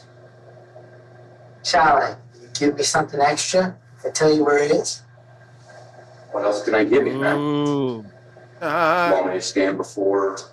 This is so funny. Now he thinks he's like in control. You know what? I hope that he continues making deals with him, and then the dude actually never does get any of it. He thinks he's so fucking smart. What else can I give you? I'm giving you your own cell, man. We're gonna give you a girl guard. A girl guard with big old titties that comes by and gives you a blowjob. Yeah. Stick your penis through the little slot that they put the food in. Yeah, I want my own glory holes with a new bitch every day. My own glory hole in my personal cell. Yeah. Call over there as soon as we're done here and make an arrangement for you to have your own cell. All right. And do I have to, so I'm going to have to go to court. Is this true? Yeah, you don't have to go to court. That's part of the system. Charlie, I'm not already guilty? Well, you still have to go to court and say whether you're guilty or not. I mean, come on, dude, you know. Do I get some? Wait. Wait. I don't have no things. I ain't got no shavers. I don't have my deodorants or nothing. We can get just personal body hygiene stuff. Yeah, my personal body hygiene. Your personal stuff? Can you do that? What kind of personal hygiene stuff? Come on, I mean, Armani and Jean-Paul Gaultier. I use them every day. Ethan was fantasizing about killing someone for quite some time. Authorities would eventually locate his school planner, where they found several drawings of women being horrifically tortured and murdered. In the right-hand corner... Oh, come on, just show them. Like, they can't... He can't be that good at drawing, this dumb son of a bitch. Just show him. He made like a little cartoon showing each panel. Yeah, like... Yeah. Chilling to-do list. It reads, 1. Kill everyone. 2. Cut them into pieces. 3. Fry organs like the heart and brain and see how it tastes. What? And 4. Heart is an okay organ to eat if fried. What the fuck? It seemed that Ethan wanted to do much more than just commit murder. This is almost identical to the American Psycho movie at the end when the secretary is looking through Bateman's planner. you said you hit your mom twice with the dumbbell. More than twice. More than twice. I don't know how many times. Okay. Did I stab her? Less than 10? More than 10? Probably less than 10. I wouldn't have the strength. My body twitches weren't up to that. Okay. She's still making noise. I stabbed her in the heart a couple of times. With what? The knife. Which knife? The Winchester knife or a bigger knife? A special knife. Okay. What special knife? Where'd you get the special knife? Yeah. My brother, when he moved into that new house, that house was owned by some craftsmen. Those knives were just lying around. He didn't use those. Okay. I took that one from him because it was a special butterfly knife with a ring finger. Okay. Not many people have most of this. I know how to use a knife real well. But I couldn't get in the angle for the 3-shot kill. What's a 3-shot kill? What are you talking about? One right here. One right here. One right here. It's a 1, a 2, and a 3, and you're dead. All in the same quick motion, 1, 2, 3. Yep. But you couldn't get that because of the way she was laying. How was she laying? She's on her side. Okay. And she turned over. I stabbed her thought I stabbed her in the heart because I was checking where my own heart was. And I thought I stabbed around there. Still, there was hissing coming from there. Or gurgling, I don't know what the hell it was. So I stabbed her in the lungs. She's telling me he looked into this stuff so much, but he doesn't know where the heart is located. It sounds like an odd bit of information that most people know for you to not know during this. I don't know. Okay. Yeah. Maybe I slit her throat before I stabbed her in the lungs. I can't remember. I think I stabbed her in the lungs and then slit her throat. A lot of stab wounds there. And they are more than just superficial. Okay, they're real good deep stab wounds, is what you're saying? It's like I've never seen actual skin be torn apart like that. It's like paper, but worse. Worse? Yeah. It's, clay kind of thing. You just spread it apart. That's how it is, kind of elastic. It's weird. Kind of rip or? Oh no! I just went right in there. It just got through there. No problem. No, pretty sharp butter knife. Oh, or butter fly knife. This thing's a monster. I had the glove over her mouth the whole time. or what I thought was her mouth. What glove? The blind one. Not sure if you slit her throat? I thought I did, but I wasn't sure, you know. I tried to make the motion. It's harder than it looks. Okay. Did you do anything else after that? I think I whacked her once more time. With a dumbbell? Yeah. How does the Winchester knife come into it? It's just a ruse, Holmes. Did he literally say once more time? That he did it once more time? So that was just another knife. That was just a ruse, man. He fucked your case up. You gotta give me Cheetos. Very, very close by. So you know, on your pass, there's another pass by the mall. Okay. There's a bridge that goes. I tried to hook it over a little fence. It didn't even make it over there. Unfortunately, the butterfly knife used in the gruesome murder would never be found. What did you do with your clothes? What clothes? Clothes you were wearing when you did this. They're still on. Was it the same clothes? Yeah. How'd you get the blood off you? There wasn't no blood. No blood at all on you? Charlie, all got all over my arms. On your gloves? Yeah. You know, I made sure it didn't get all over. I mean, though there was some splatters, I got lucky.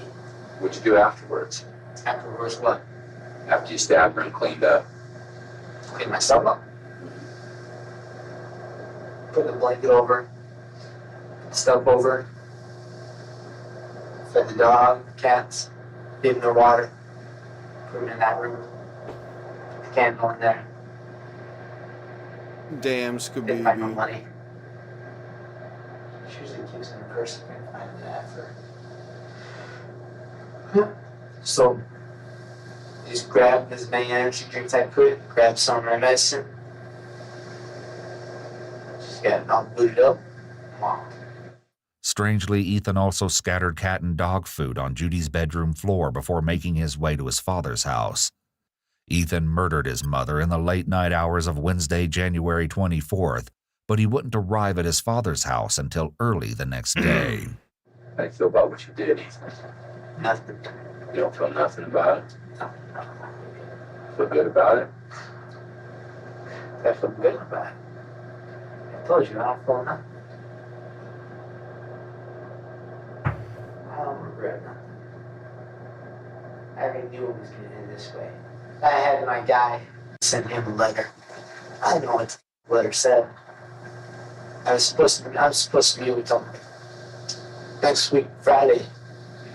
Funny thing is, though, he's the psychiatrist at the jail. Okay. No, it's fair, huh? It's pretty funny, huh? Kind of ironic. Yeah, it's pretty funny, huh? I already told him I've been having, you know, these thoughts been always there. 8th grade, always there.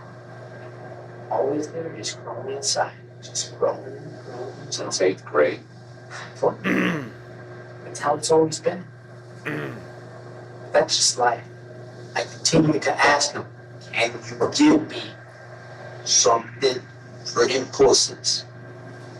Ridley, you could give me something. Ridley. Too little, too late. You know? Why your mom?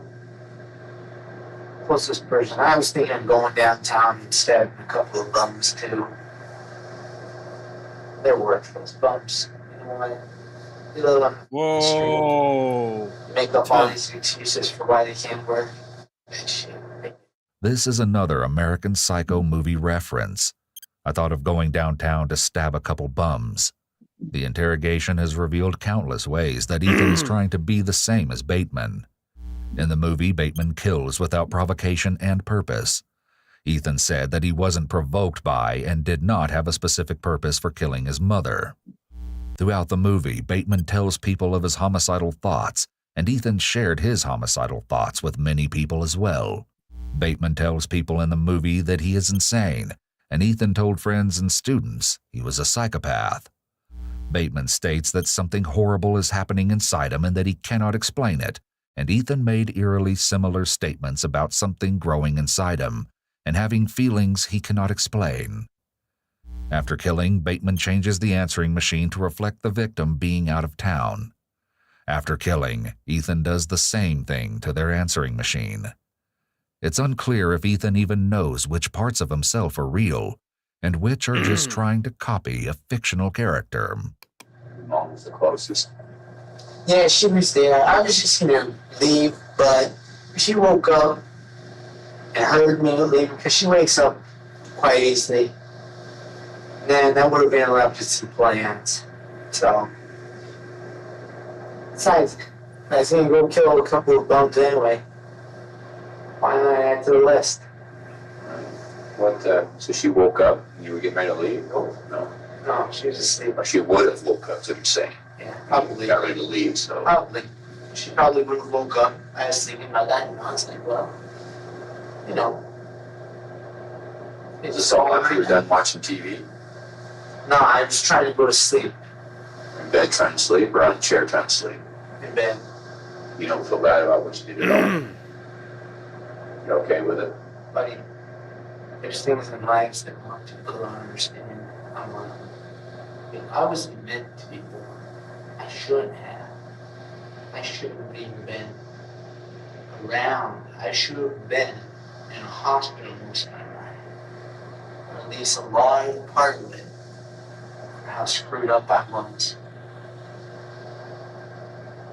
It's just called luck. That's just how it is. You know, all this God, this faith thing. Ain't there. Ain't there. You either get lucky, you don't. Dirty, stinking atheist. Following the unbelievably shocking and callous confession, Ethan is placed under arrest and taken to jail. Consistent with what we've seen so far, in no way does he even show 1 ounce of regret for his monstrous actions. After taking a closer look into Ethan's home, a mountain of evidence was uncovered. In Ethan's bedroom were 2 toy figures, one of a man holding a chainsaw and a shotgun, while the second was none other than a replica of Patrick Bateman. They also discovered a rolled-up dollar bill with white residue next to his computer. In addition, they also found a blue American body armor ballistic vest in the living room. According to one of the reporting officers, he noted that from his training and experience, it's common behavior amongst many previous school shooters to have owned a vest of this type, while also murdering one or both parents. This discovery led authorities to believe that Ethan may I think I might get a vest like that. Have also been planning a school shooting. Yeah, I think I'm going to get like 6,000 Not only that, rounds. but investigators located the many films and books that Ethan grew to love. Some of the most notable movies being that of American Psycho, Gacy, Ted Bundy, Dahmer, serial killers, natural-born killers, and yeah, he didn't even recognize. It seemed like the guy here didn't recognize who the other like toy action figure was. Yeah, the one on the left. But investigators located the many films and books that Ethan grew to love. Some of the right here. Most notable movies being that of American Psycho, Gacy, Ted Bundy, Dahmer, serial killers, natural-born killers, and The Shining. His book collection included many famous titles. Of course, American Psycho, but also Bad Men Do What Good Men Dream, The Psychopathic Mind, Snakes and Suits, and Forensics True Crime Scene Investigations. It's clear that American Psycho made the biggest impact on Ethan, and in the end, police shockingly found 25 different ways in which Ethan imitated the character Patrick Bateman. In addition to the previously mentioned similarities, Ethan would also share thoughts of committing a homicide. He would regularly control Judy. He idolized material possessions such as high-brand cologne and body wash. He apparently bragged about having meaningless intercourse. He expressed how he... I'm a little confused. Ooh, they said he said they control Judy, but this popped up and then it says the controlling of blank and it's crossed off. Hey, Judy? I don't know. It says several people identified Ethan as very controlling of probably his mother. Yeah, you said Judy, but I don't know, whatever. wanted to murder the homeless, it out and how he believed that his It's friends redacted. are stupid. His But friends most are eerily of stupid. all, the teenager wanted to fulfill Yeah, his they should have disgusting known that he was a desire to murder murderer. someone in cold blood, and he chose his own mother. In December of 2007, Ethan Windom was charged as an adult with first-degree murder. He eventually pleaded guilty to second-degree murder and was sentenced to life in prison without the possibility of parole. However, in 2012, the U.S. Supreme Court ruled that life sentences for juveniles were in violation of the Eighth Amendment, where cruel and unusual punishment is prohibited. As a result, in 2019, Ethan was resentenced to 26 years behind bars. He's already served 16. He will be eligible for parole in 2033.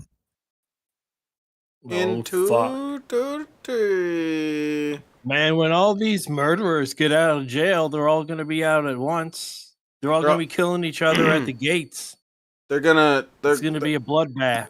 They're all going to get out in like 10 years and find the Dank Dumpster episodes and come after me. Like this son of a bitch. Yeah, who's making jokes about how I'm ugly and shit. Yeah. It's going to be like Caesar. They're going to stab you. They're going to get me. They're going to get me. Okay. So, I think I'm going to end this stream, guys. I'm going to masturbate? Yeah, the gay porn. Are you going to come back online later? Should I go back live after this? Should I? Yes. You need to play the Boglum game. Huh. Yeah, Or download. Yeah, download. Download my new game. But you have a new Shabisky. Yeah.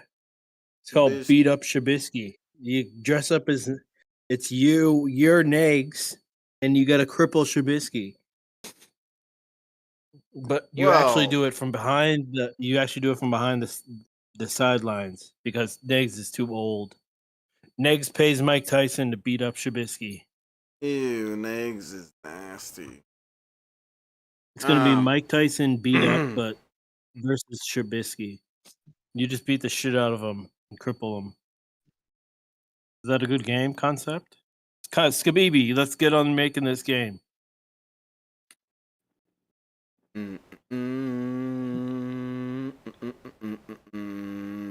Okay, so I guess I'm gonna end this stream.